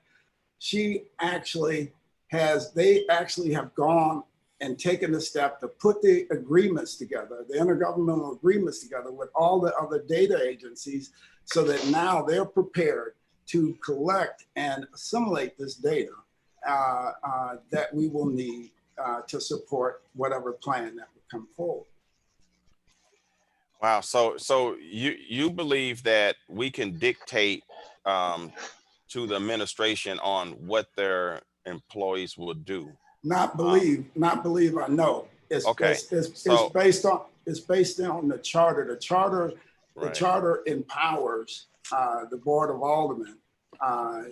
If you look at section 25 of the charter, you'll see it. It empowers the Board of Aldermen through a bill like this to have the directors move forward in the planning or something like this. And this is what this bill does. Okay, Mr. President. All right, thank you, Mr. Vice Chairman. Oh, Alderwoman Hubbard, I recognize your hand, but I'm going to do Carol, and then I'll come to you. I'm not ignoring. I'm just going to go straight down the list, but thank you, Alderwoman Howard. You had questions? I guess my concerns are the same, that we're talking about a study, and a study would inform us as what needs to be done. My concern is the same as Alderman Boyd's. If we get to a place and the study says, we have how many murders on the north side the last month? 31. We have nobody talking. What if the winds change with our initiative with Cure Violence, and we're able to make some arrests and we're able to hold some people accountable. I think that, we're in a false sense of not needing this. I'm not saying that we don't need to look at it, but I think to put deadlines on this and close the door on any other conversation is really cavalier. We have in front of us here from CJCC a report that will be available in 45 days that looks at all this information. And I agree, we do need to look at closing the workhouse, but I think we need to not paint ourselves into a corner and then find out maybe we should have looked at some other, some more things. I agree that it's worth looking at, and we need to have a plan, but I don't think that being this impetuous, I guess, in doing this, and I know, people have been looking at this for a long time, but we're just starting the conversations with all of the entities. And I would feel more comfortable if we could have some more information gathering. And I'm not confused about this. I think that we need to do it in a deliberate and communicative manner. That's all I've got to say. Thank you. Alderwoman Tamika Hubbard. Thank you. Are you going to comment? We still have bi-state too, so I want to move Okay, all right, all right, all right. Thank you, Mr. Chairman and members of the committee. So the amendment reads, this plan will include neither construction of a new detainee facility nor repurposing of any existing structure as a detainee facility. I'm sorry, I cannot support that. I don't know who added that in, who crafted that language, but to me, it lends to this notion that they're trying to address prison reform and mass incarceration by way of closing the workhouse. How can we predict as a city that at some time we may not need additional space to house offenders? And I believe wholeheartedly, Dale Glass is not going to try to, paint up the workhouse and fix it up and spruce it up and then open it back up. That's none of our plan. We know it's an issue. That is not our plan. And having language like this in the board bill really ties our hands to say we can't open up another jail. They want us to have a 1 jail city, but if our crime dictates a 2 jail city, then that's what we have to do. And I'm sorry, I support the bill, but I am not in support of this amendment. And I would encourage members of the committee to not support this amendment, because I think as a city, this puts us in a very bad space. And that's all I have. Thank you. All right, thank you. Hey, Mr. Chairman, if you will, I'll withdraw this amendment. I'll withdraw this amendment because I know you all have another big bill pending. So I'll withdraw this amendment. And like I said, in my statements, I think Dale Glass is going to do a tremendous job. I don't think Dale Glass will bring forth a plan like that. But this was just another safety precaution to ensure that there isn't a push for him to do that, and him not being able to have anything that stands behind him that says, you know what, I cannot do that because of what's been laid out in the bill. So I'm happy to withdraw that amendment at this time because we'll have an additional discussion on the floor, and we can decide whether we move forward with this amendment at all, even when we hit the floor. Plus, I'll give me some time to talk to the individual members to see if there's some tweaking in this amendment or if we just don't need it at all whatsoever. Especially when, you have some folks that have been, very forward thinking in terms of, working with me on other legislative issues that maybe the community wasn't behind yet, but they took bold steps in helping to move those things forward. And then eventually the community and everybody else came on board at a later date. When they throw up caution, then I think it's reasonable to just hold for now. So I withdraw the final amendment. That's fine. So let's just kind of move on. I think what we'll do is we're going to go down the list, even though we didn't finish. We'll go down the list again on committee, on Board Bill 92 as amended.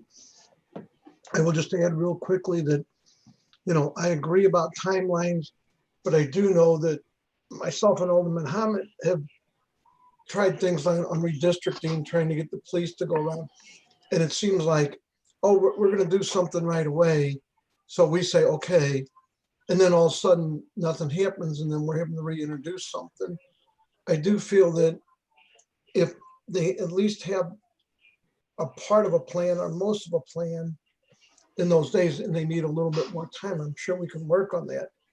But I do think that timelines, because I've been burnt a few times with saying, okay, well, you guys work it out. Anyway, that's my only comment.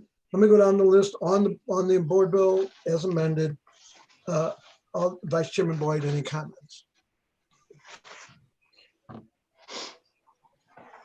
You're muted. Passed, you can come back to me, please. Okay, Alderwoman Howard. Carol, you're muted there.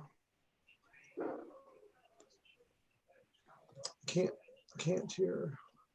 Can you restate what we're voting on? We're voting on Board Bill 92 as amended. we're not really voting on anything at the second. We're just concluding this so we can get the bi-state. But this We're is not- just we're gonna vote on this. But right now, it's just if you have any other questions on Board Bill 92 as amended. No, I have no more questions. Thank you. Okay, Alderwoman Tamika Hubbard, No question. Alderman John Mohammed, No questions, Mr. Chairman. Alderwoman Pam Boyd, No questions. Alderwoman Shameen Clark Hubbard. No questions, thank you. And I said I would come back to the Vice Chairman. Vice Chairman, did you have any other comments on the bill as amended? I just want to say that I would hope that we as a body, if we see a train wreck coming, we would stop it. I would hope that if we can't make these deadlines, that we come back and we amend the bill and extend the deadlines. So that's all I will be asking with my vote on the passage of this bill out of committee.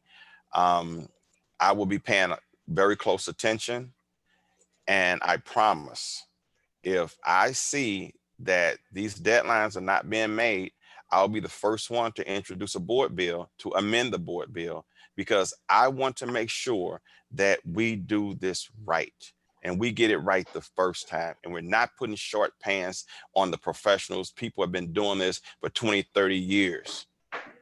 So I just want to be clear with that. I want to be on record. I will introduce a bill to amend this bill if it looks like the 45 days and the December 31st deadline turns out to be unreasonable. And I will hope that I can get the same amount of support on that as the support is being given today. Thank you. And I will support that. So, and you know I will. So at this point, then let's just go ahead and need a motion. If anybody wants to make a motion to vote out Board Bill 92 as amended. I move to approve Board Bill 92 as amended out of committee with a due pass recommendation. Second. Okay, and does anybody have a problem with previous roll? Hearing no problem, Board Bill 92 as amended is passed out. I would like to thank everybody for all the participation, and so the bi-state people. I want to thank everybody too, Mr. Chairman. Just let me say thank you to all the members of the committee and everybody that joined the meeting today to hear the discussions. I really, really, really appreciate and thank you all so much for your support. And Reginald Howard from bi-state, I think he was, oddly enough, one of my students. If you want to unmute yourself, I'm sure it was a pretty tragic time, but and I was surprised when he told me that I was one of his students because I wanted to run and hide, because I thought I was a terrible teacher, and I know I was, but I thought, you know, I could hide. Anyway, so what I'd like to do, and hopefully we all stay together with this, we need to send a strong message to bi-state. They're telling the workers after they've had 2 people die, 2 of the bus drivers die from the coronavirus, and they've had multiple people that have caught the virus. And for the safety of the drivers, they had gone to where they got on the back of the bus. Well, now they're saying, no, we want them to go on the front and to pay when they go on. At this point, is collecting that little fare worth risking those drivers? And I think we have to send a strong message to the head of bi-state and even consider holding back the tax money that's given to them if they feel that endangering the bus drivers and the workers is just not the way to be. So I thought what we would do, and Shameen, Alderwoman Shameen and Alderwoman Tamika, I think what I'm going to do is basically let since you're the ones that had sent me this, do you want to go down the list of speakers first, or would you guys like to comment or explain what maybe the thought process might be? I can comment, Mr. Chairman. Okay. First of all, I would like to thank our representatives for the union for Bi-State for being here. It was conveyed to me that there was some issues regarding the treatment of the drivers and in light of COVID-19 and everything that's going on. And I too know that, you know, when your workforce has some discontent with how you are handling things, when several members have died, have succumbed to COVID-19. I think it was like 2 or 3 bus drivers. And I know a lot of bus drivers, and they constantly tell me some of the issues that they are having, and specifically right around this time. And so I felt that it would be good for us to just revisit. I mean, they have been on the radio. The NAACP is in support of their efforts regarding how they are being treated in light of, and I feel that us in our official capacity, we do need to send a message to them. I don't know if that's something that would be by way of resolution or sometimes just a conversation. And when people know other eyes are watching it, then it tends to make them treat people a little differently. And so that's all my comments that I have on it. I definitely would like for them to have a moment to express themselves on what the real issue is regarding how their workers are being treated in light of COVID-19. So at this time, I guess if anyone else has anything to say, I'll just yield. Well, what I think if it's okay with Alderwoman Shameen Clark Hubbard, I think what we'll do is go down the list of speakers, and I would ask the speakers to maybe let us know what you'd like to see from us. I can tell you, the Board of Aldermen, everyone I've spoken with is 100% behind you and understand, you know, the issue that you guys are facing. So I think what we're going to do is we'll start down with the president of the local 788, Reginald Howard. Good afternoon. Good afternoon, sir. All right, thank you. Thank you all for giving us the opportunity to speak today on this situation, this issue really is and concern that we have is with Bi-State at this time. Like you saying before, is around, you know, this thing, we've been going through this thing since March when it really hit us hard on this COVID-19. And, you know, through fighting through it, we had started boarding the bus from the rear instead of having the people come past the operators and without possibility of contacting this disease. All of a sudden, Metro Bi-State took it upon themselves to say, okay, we're going to start sending people back through the front. I think it was around June the 1st, and taking and reducing the fare. We still have a problem with that, you know, especially now with the numbers increasing, the way they're increasing as far as COVID and bringing the people up through the front door.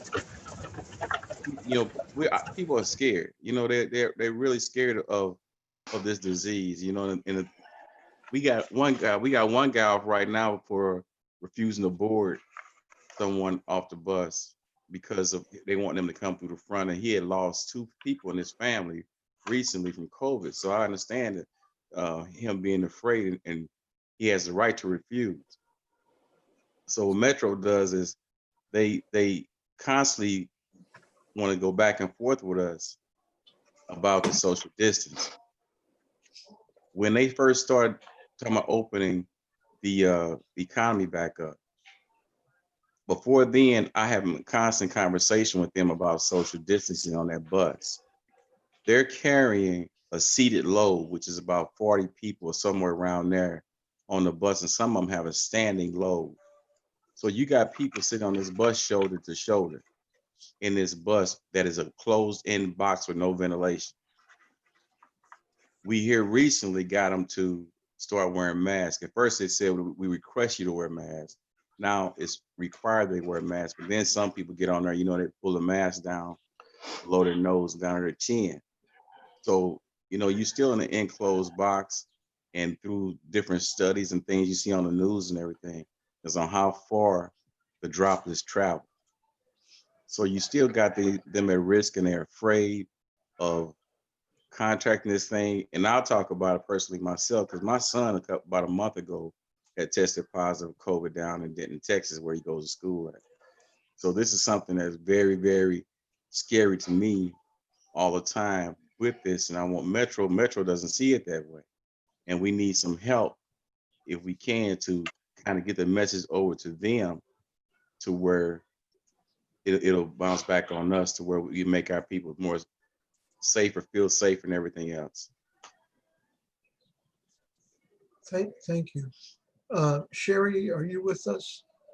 Yes, I am. You want to go ahead and, again, I think we understand the problem, but you sure speak on it however you want and what you would like to see from us, because I can tell you, we're willing, we can have a resolution in place. There's a meeting again Friday. We can have a resolution in place by Friday's meeting. Potentially even, well, it'd be hard for tomorrow because of the timing, but possibly for tomorrow. Well, first I would like to thank you for allowing Bi-State to be inclusive in your meeting today. My name is Sherry Lemons. I've been a driver for 12 years. I am going to speak upon what happened May 30th of this year. We were still in the process of allowing passengers to come in the bus from the rear as well as exit the bus. And one particular passenger, he did not have a face covering or a mask on. And I'd like to address people as ma'am, sir, miss. And I said, sir, excuse me, you cannot ride the bus without a face covering or mask. He was very calm. He did not use profanity. His mere words were, okay, okay.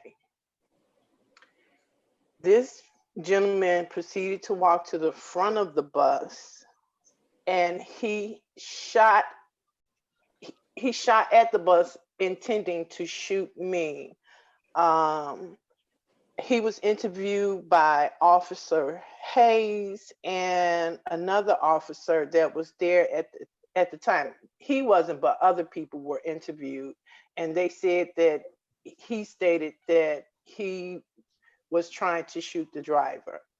I found out later through a 5-page police report, in which it took me time to get it, that it was a 9mm gun. And this has truly changed my life, all because of I'm trying to keep the passengers as well as myself safe from this silent disease, in which can also turn deadly.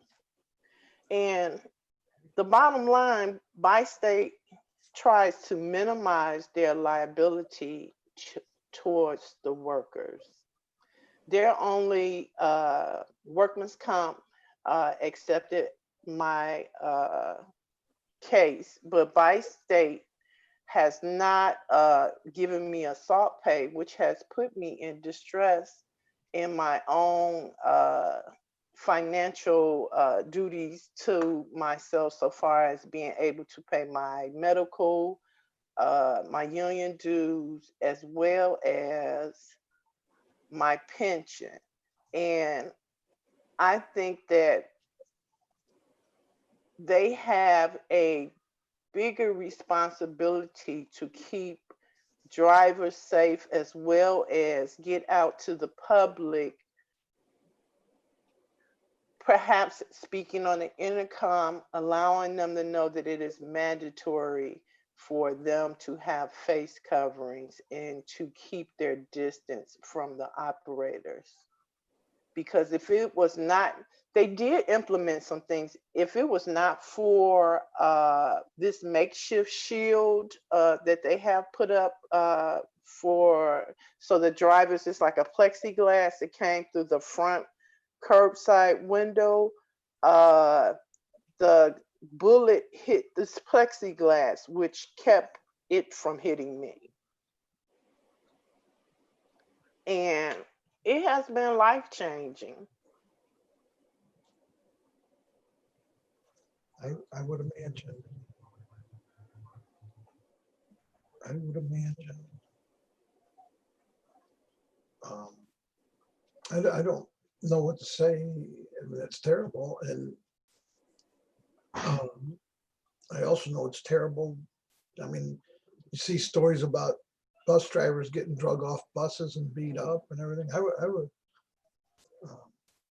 you know, as far as the masks, I think we should at least ask the mayor instantly to put out a order saying, in order to get on a bus in the city of St. Louis, you have to have a mask. That was scary. And that the drivers can refuse. And I'm going to be in the mayor's office later this afternoon, and I'll ask her to instantly put that out, that should be something given the bus drivers. If they don't have a mask, you don't have to open the door. Can I state this? Sure. Bus drivers shouldn't have to be police officers. We need for Metro to step up and take accountability, because you have too many people out here with mental illnesses, and we can do our due diligence to try to keep the passengers as well as ourselves safe. But speaking to certain people, I would have never thought this young man would have shot at me. From the looks of him, he did not look like what they would say a thug. He was well dressed, a young man between 18, 22 years old, and he was very calm. He was not belligerent, and neither did he use profanity. And so I was not expecting that.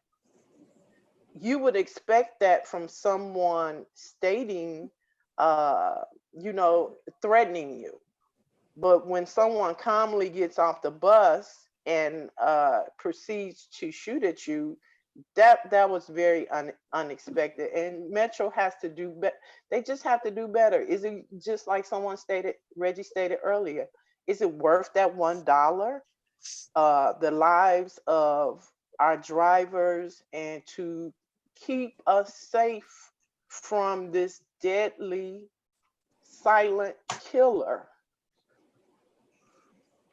Well, I know I do plan to introduce a resolution and possibly some legislation. I got to check the best way to do it, saying that as long as this COVID is an issue, that people should board the back and not come in contact with the drivers. Then I know we're going to do something. I got to get with my colleagues, which we're going to do before we end this meeting. And you're certainly welcome to listen to it, and also jump in if you think what we got in mind is good, bad, or indifferent. Okay. And then, and in conclusion, I want Metro to take accountability. I have a 5-page police report that says assault, and 20% of my pay should come from the assault pay. And they have minimized that, as well as I was represented by the vice president to see why they were not adhering to giving me my assault pay. And they stated that it was no physical contact, but this has truly changed my life. I just want to get better and move forward, and hopefully this can be something to protect another driver. Hopefully it doesn't happen to anyone else. Not to that degree anyway. somebody shot at me, I would consider that, just because the bullet missed me, but that's not an assault. The police report states it, as well as the interview with Officer Hayes. And I would be more than happy in my capacity to send a letter saying that I believe that you should be getting paid that. So and what we'll do is make sure you get my cell phone, my personal cell phone number. In fact, anybody wants to write it down, they can. My personal cell number is 314-718-0131. And just call me, and we'll do something about that differently than, how we deal with the masks in the front, and how we deal with something as a board. So I'm gonna move down the list to, is it last name Gilliard, first name Keaton. It looked like it, and then I thought I wasn't gonna. Anyway, Keaton. So you're our next speaker. All righty. So first, I want to thank you guys for having us on this meeting with you guys. One thing that I was told was the meeting was about the safety of the operators, and I totally agree with everything that Ms. Lemons has said. And starting off, like, I'm here to protect myself and everyone else around me. So when I think he stated that they started it June 1 to let the passengers through the front door, and then that's when the spike in COVID tests went up in the company for operators testing positive. My main thing about it is, no, I do not believe that the $1 a bus is worth any life whatsoever. And the issue that I have with it is, I have family, I have a lot of family, and I love seeing my family. We all take the necessary precautions to protect each other, meaning we stay away from other people. We really just we don't even do Sunday dinner anymore. And that's a tradition in my family. So with my job and me being in close quarters with the public while driving the bus, I come in contact with millions of people that also thousands of people that come in contact with others. So my numbers of exposure are very high. So I do not believe we should come through the front door. And they don't. And like she said again, I'm a bus operator. I am there to drive the bus safely from A to B. And I cannot babysit adults asking them to please wear your face mask. You can get on the bus one day and then they'll have their face mask on, and you can look back and it's about 10 people that pull their face mask down. I can ask them, yes, can you please put your face mask back on? But how many of them would do it?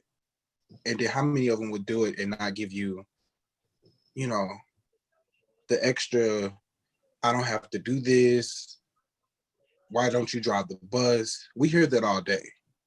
So I feel it to be like, that's what I'm there for. I'm there to drive the bus safely from A to B. I don't want to be a babysitter. I don't want to watch adults all day, making sure that we're all staying safe and playing our own part to keep each other safe.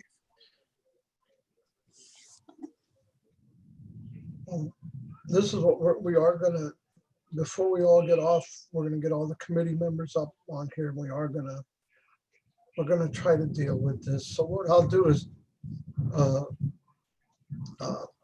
move on to Robert Starling. Are you with us? I know some people might have left because the other meeting went way longer than I thought. Robert, are you with us? I think he's not. What about Crystal Gilbert?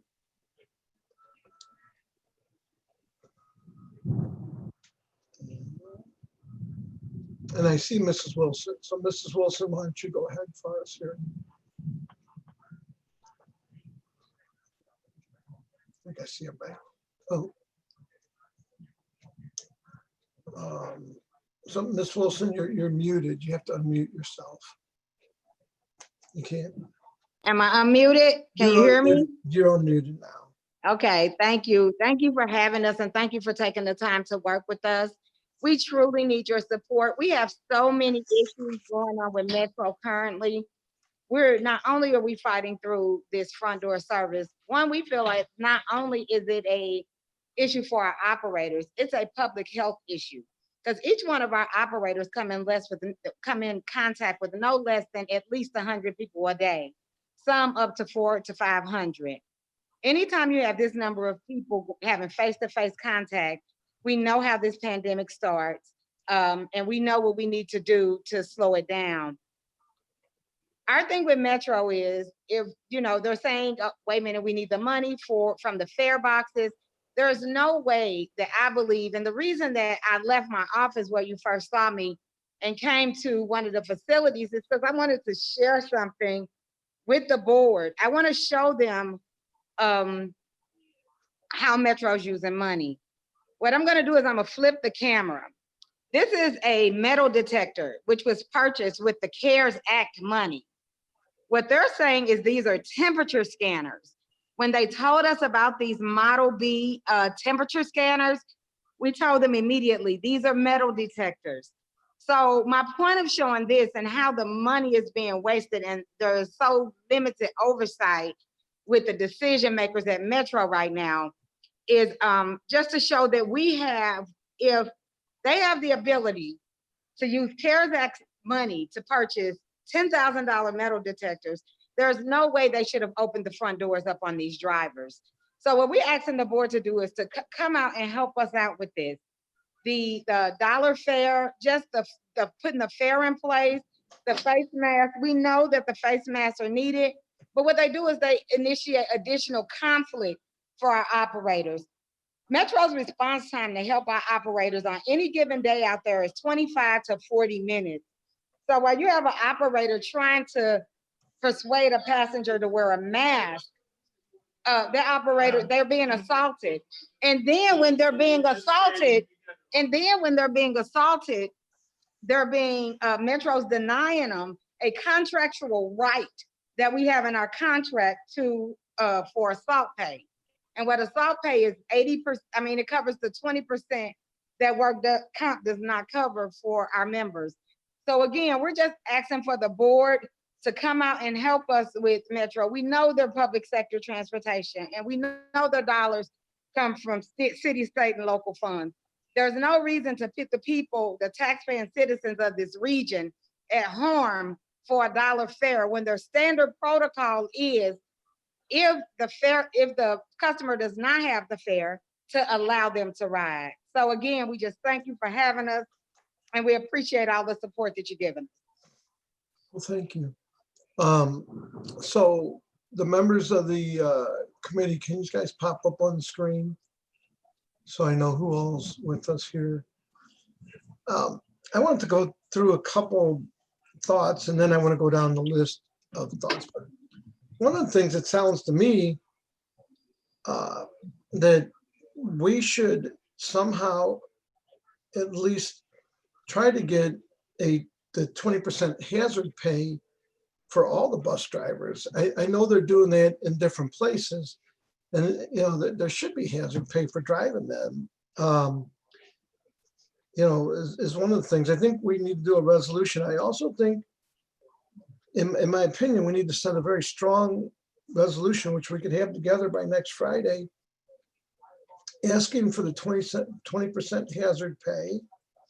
I think that, I think we should ask in that same resolution for the rear door entrance to not have them use the front door. They need to pick something. I can tell you, first off, I couldn't drive one of the buses. You'd know if I did, because every stop sign and everything would be knocked over, especially that reticular bus that's about the length of a train. I would run everything over. They'd say, hey, Joel's driving the bus. So I'd like to go down the list. And I know some of the other people had to go here and there. Is Vice Chairman Boyd still here with us? Well, I see Alderwoman Howard. What are your thoughts? I mean, resolution, or do you have something that you think we could do that's strong? I think that, you know, our health commissioner, I mean, to me, allowing these people to get up, and I understand do you have guards? Like any barrier? You don't have any barriers. So I would say they need to continue entering the bus from the rear. I mean, how do you're going to monitor who gets on with a face mask? I mean, citywide, they've been told, you know, everybody's been told to wear a face mask, but then it was, you know, there is no enforcement. So I would say that, you know, can't we call over there and, you know, as a health and safety risk, they need to be allowing passengers to enter from the rear of the bus. And I don't know, I guess this is a question, I don't know if this is for Miss Lemons or who, but when I was hearing about them entering from the rear of the bus, that's a little intimidating also, because you don't really know who's getting on. Well, you know, though, Alderwoman Howard, what your first statement, I agree with. I wonder if we should get the health commissioner to declare that people, because he's the one that can actually declare that people can't board and having said that, It's an emergency situation, they need to continue. I mean, we're on a spike now, they're saying, and it's like, why do we put, I mean, we need the public transportation because people need to get to their jobs, but at the same time, the bus drivers shouldn't be subjected to this. It's terrible. It's scandalous, and you know, being shot at. It's an untenable situation. I would request, or you know, provide information, and maybe ask the health commissioner to write a letter to bi-state. I think he can declare it. I'm asking you. I'm not saying. But it seems to me you might be right. The health commissioner can declare, like he's declared that the parks you can't use this, you can't do that. When I go downtown, I'm going to make sure, you know, I like that idea. I like your thought. Okay, and then the other issue is their personal safety.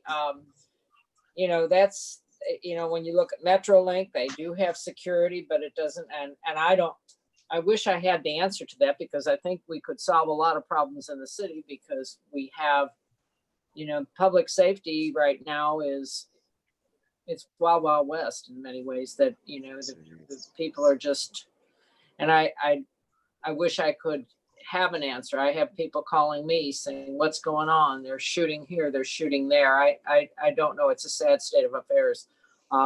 You know, a big social problem that we all need to face and figure out our piece and our part, deal with it.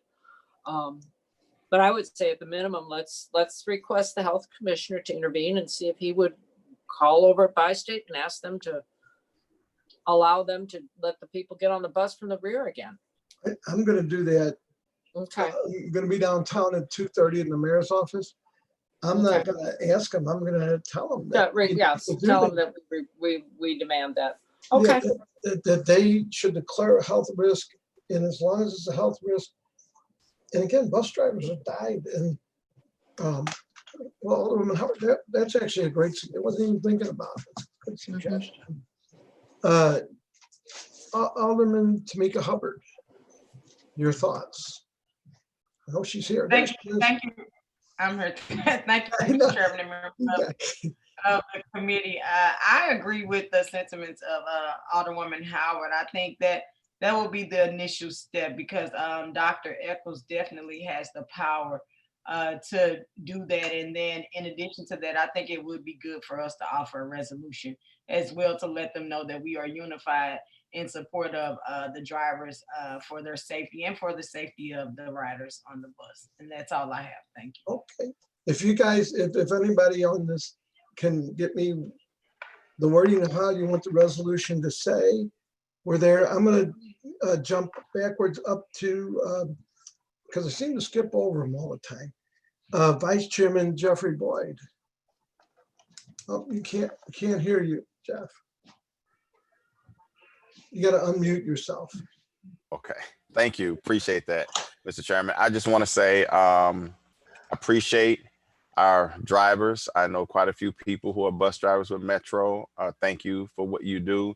You deal with the public in ways that is unimaginable sometimes. And so I just want to salute you for that, because I know you guys put up with a lot of stuff. It's never your fault, as far as, you know, situations and other people's situations. So I just want to salute you and thank you, you know, for taking on that profession. And I will definitely be supporting or co-sponsoring a resolution on this issue. Thank you. We're going to go now. If Alderman John, are you with us? I know he was in his car. So he might be going to another meeting. Alderwoman Pam Boyd, suggestions, thoughts? I think we got some good thoughts though. Thanks, Mr. Chair. I guess my question, because I was listening to you guys, do you all have, you know, everybody now has the plexiglass or whatever at the where they in dealing with customers. So do you all have that at your seats?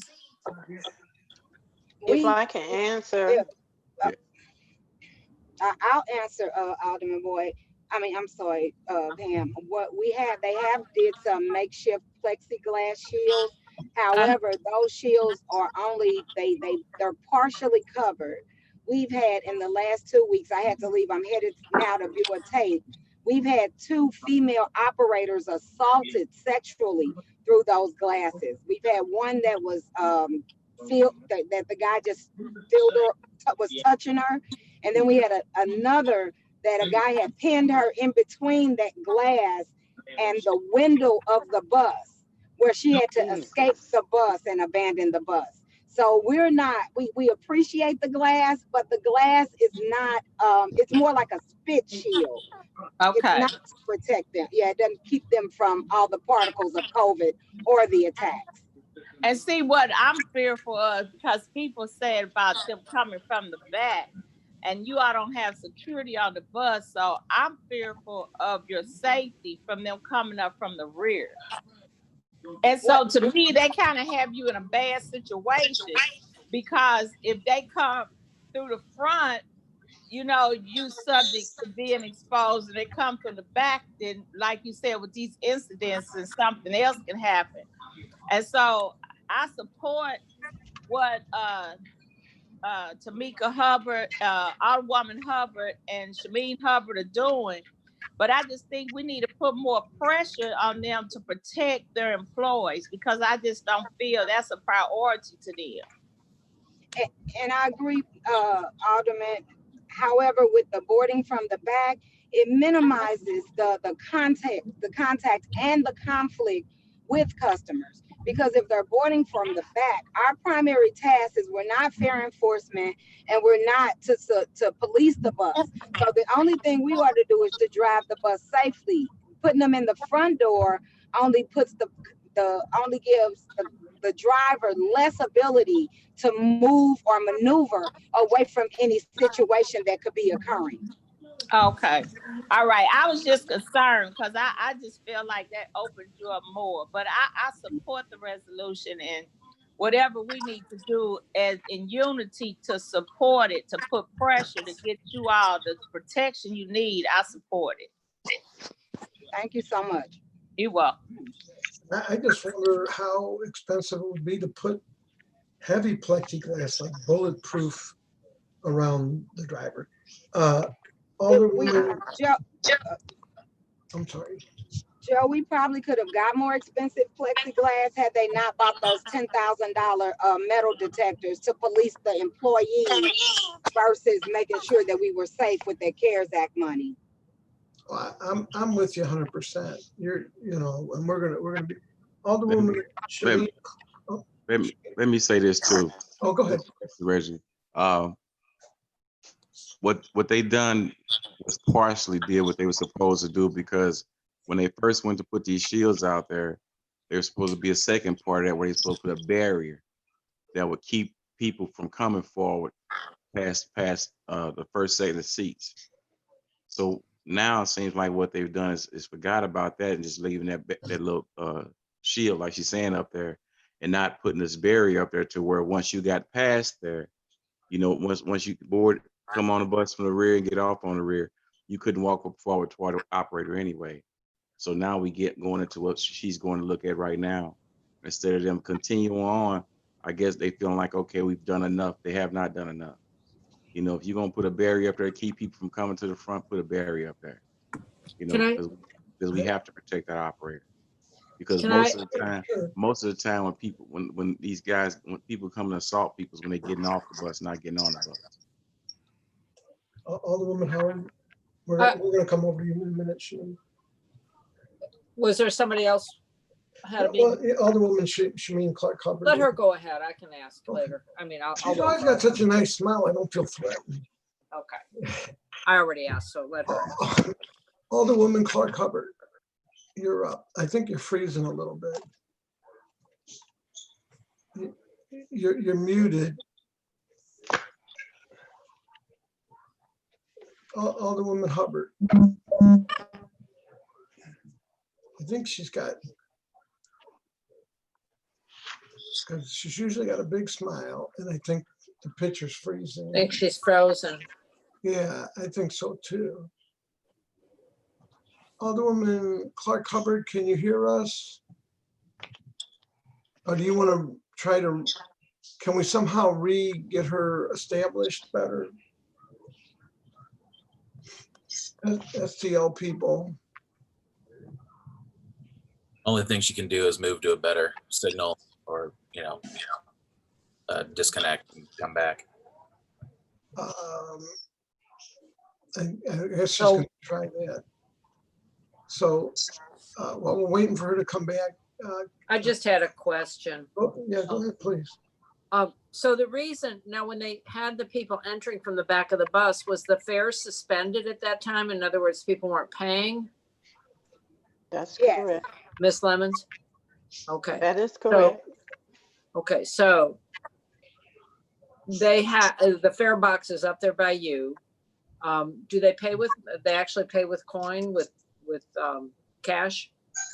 At that particular time, they pay with cash now, but as of June 1st, but it had been suspended, I believe like in early, the end of March until June the 1st.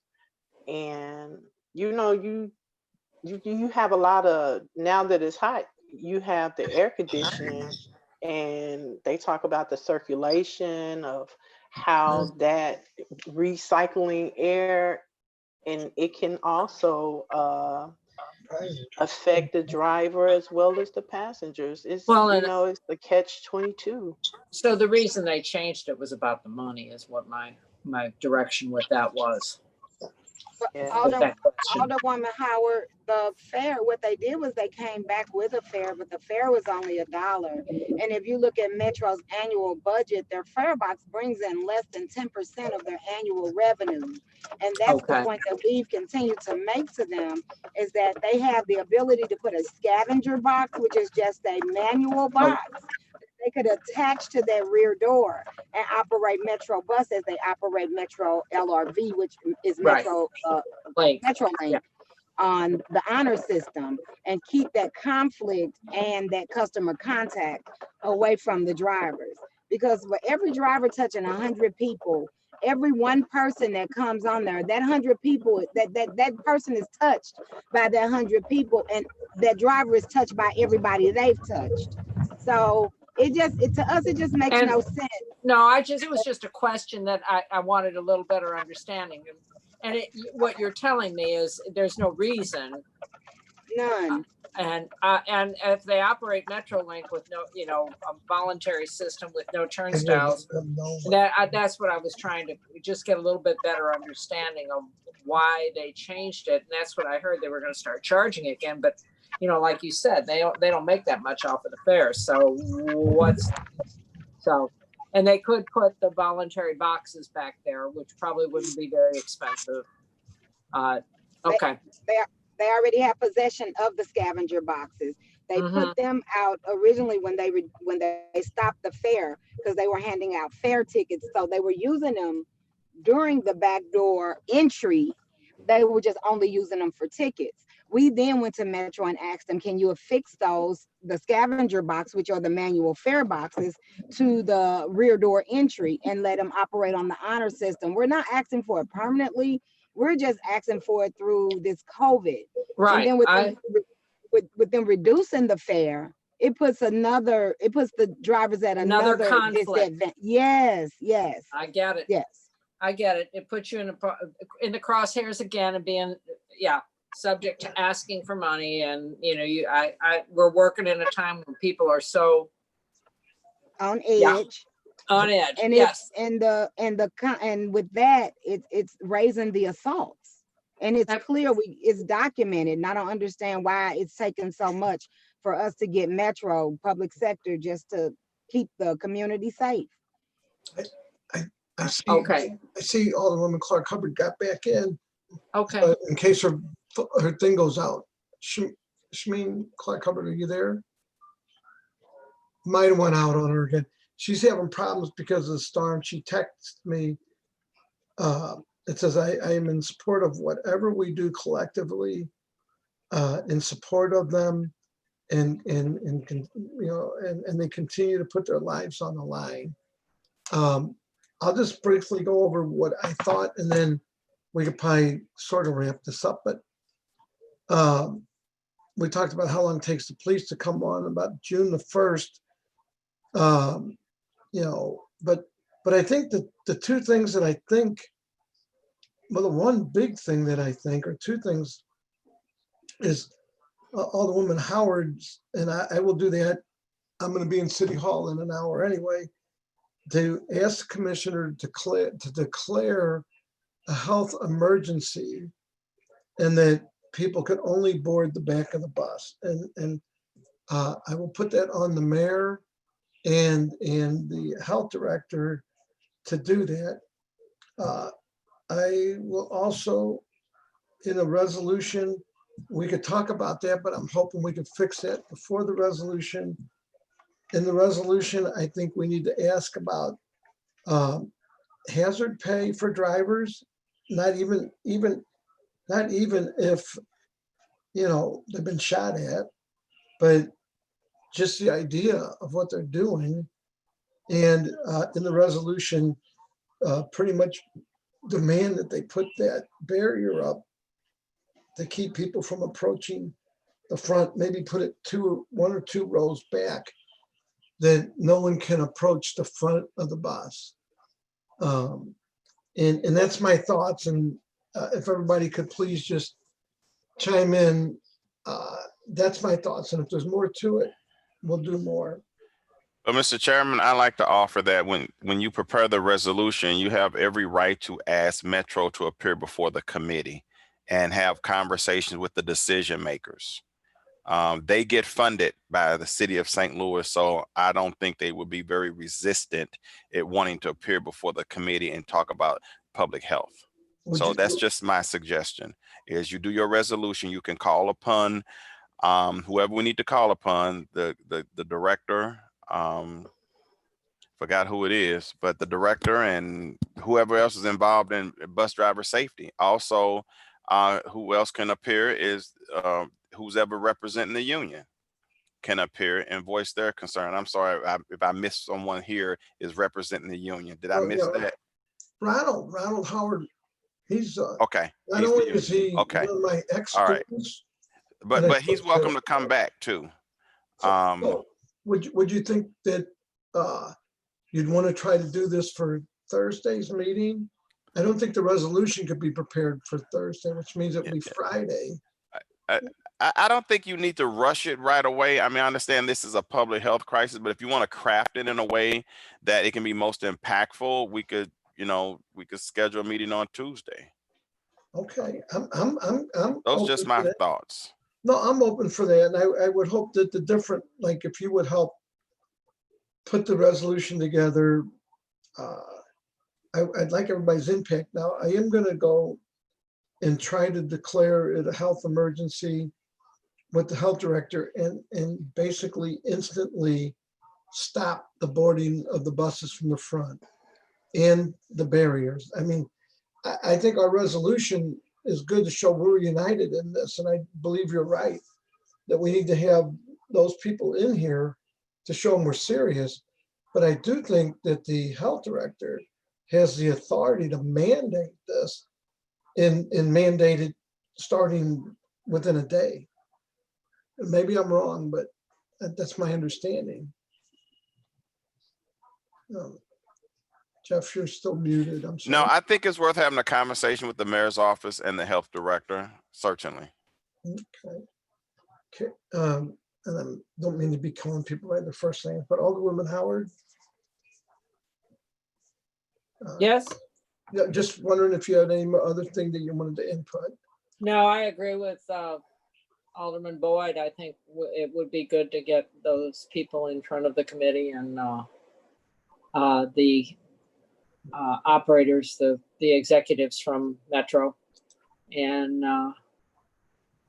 let me say this, if we craft the resolution and we get resistance and we include those things such as hazard pay, maybe we should send it to them and see what their response is. If we get it, I don't know that there's any need of, I don't know, I would defer to Mr. Howard.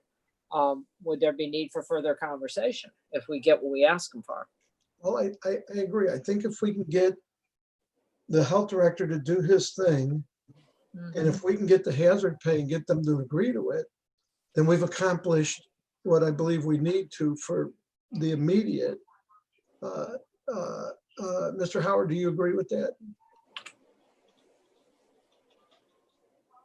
To get them, you talking and speaking in about the rear door entry. So yeah, if we can get the rear door entry right away, and if we can get the barrier to keep them from coming close to the front from the back, and by resolution, if we can get the hazard pay for all the drivers, is that pretty much settled what we're shooting? Is that the goal we're shooting for? I would say yes. Moving forward, yes, I would think that would be very helpful. That's going to be our goal. I'm going to talk to the mayor and the public safety director, see if they won't declare a health emergency and instantly fix where people are getting on and off the bus.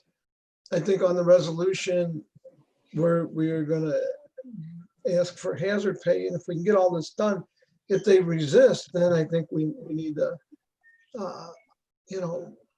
basically get them in and, let them know that we're not going to just stand by and let this happen. So, but that's our goal as a committee. And I see that Alderwoman Clark Hubbard is back with us. So I got the best smile. She just does. Did you have anything you want to add as we're jumping around here? No, I'm okay. I'm in support of all the work that we're doing to help them, again, like I said, moving forward as they continue to put their lives on the line. So please add me, let me know what we can do to support. And I definitely think that we should be reaching out to them as well when crafting the resolution. Thank you. Okay. Alderwoman Pam Boyd, I know you're there somewhere. Yeah, I'm here, Mr. Chair. It's just a question that came across my mind because I know that you all, what are the shifts that you work? Our shifts vary. We start out, our earliest run starts out at signs at 3 o'clock, and the last one pulls in, I think, at 10 minutes after 2. Okay. So do you work 8 hours, 12 hours? But we're working. Our board, we have what's called an extra board. They work from anywhere from 10 to 15 hours. And then we have 8-hour runs, which since through this COVID, they actually went in and cut the runs based on just us asking them to minimize exposure. So what they've done is they've cut the runs all to 40-hour runs. But our extra can work 10 to 15 hours a day, depending the shortfall of manpower. And so my question is, do they, and it might sound crazy, but do they do any kind of sanitizing, disinfecting of the bus before, after hours, or whatever? That's been one of our biggest fights. We know that they've told us that they've had CARES Act, they've tried to ramp up the cleaning, but we're constantly out here fighting every day to make sure these buses are clean. They were supposed to use the CARES Act money to put out mobile cleaners. We've seen one or two here or there, but that's another fight that we're constantly, on them about. And what their excuse is that they're giving us is just like we're being hard hit, the cleaning industry is being hard hit.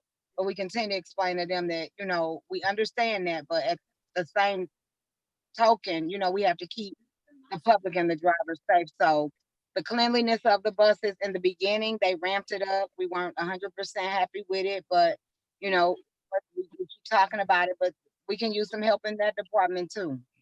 And I thought about that because my thinking was, you have different types of people. You don't know how their hygiene practices are. And so you all are exposed to them. So I was like, well, how are they sanitizing? Because most places, they'll show you where they wipe seats down and spray it, but I'm hearing that's not happening on a regular basis. So that's a concern to me.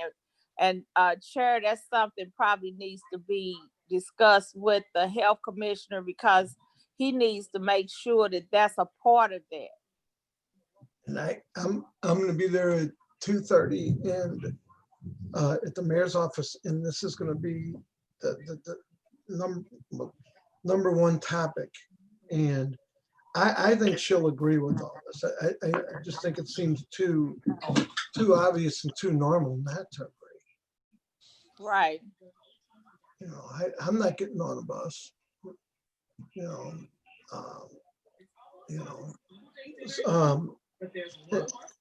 I know I've jumped all over the place. Am I missing anyone or any last comments? I think we got it pretty wrapped up. Vice Chairman Boyd, I really would appreciate your help as well as Alderwoman Howard and Boyd and Clark Hubbard. Collectively, I would like some help with that resolution, or at least get your thoughts in. And I'll know more later today when I get out of that meeting at the mayor's office. What I'm hoping is the, Dr. Eccles will declare it a health issue and say until this COVID thing is resolved, or at least until they come up with a vaccine, that we have to continue to do this in the city of St. Louis. I don't know what we can do about the county, but we certainly have the right to enforce things in the city and for the safety of our constituents that ride the bus, as well as the bus drivers. So if anyone else has closing comments, if not, yes, Shameen, did you have a? I just wanted to thank you again for taking the time out and to hear them and giving them this platform. And before, since we don't know if you'll be able to speak with Miss Wilson or Mr. Howard before you go into the mayor's office. Miss Wilson, can you just tell Alderman Vaccaro, our chairman, how many people you have in your union, and so that when he goes in, he'll know who he's speaking for. We were right at about 2,000, a little over 2,000 members, 3 with our retirees. So we just thank you for taking out the time to support us, and anything that you could do is greatly appreciated. Again, we just thank you for your time and your effort. I'm hoping to have some good answers for you today. And when Shameen, she looks nice, but she hits hard. And I'm not going to try to, just kidding. She makes, what's funny though, this is true. Whenever I vote a way that she probably prefers I wouldn't vote, she doesn't yell at me, but I can just tell she gets quiet and she's like, you can tell she's not happy with when I vote something. And that hurts me more than if she did hit me, because I really do like her. She's so nice. So is Reginald Howard still with us? No, he may have had to leave or the thunderstorm got him. I wanted him to tell everybody how poor of a teacher I was. I was pretty bad. Anyway, so we'll look for a motion to adjourn and I'm gonna head downtown. So move to adjourn. Second. Okay, well, thank you all. And by state, thank you for being so patient. All Coming right, toward the end of all this mess. Yeah. God bless. Hey, oh, there he is there. Yeah, Reginald, how bad was that? It was pretty bad, wasn't I? he's okay, Joe. Oh, I don't know. When you said you were my teacher, I was wanting to run and hide under a table because I was no teacher. I was anyway. God bless y'all. The meeting's adjourned, and if you want to call me later, Reginald, I should have. I'm going to the mayor's office at 2:30, and hopefully might have some answers by 4. Okay, I'll give you a call later. Okay. God bless. Thanks, everyone. All right, thank you. All right. Thanks, Joe. Thanks, Shameen. Thanks, Tamika.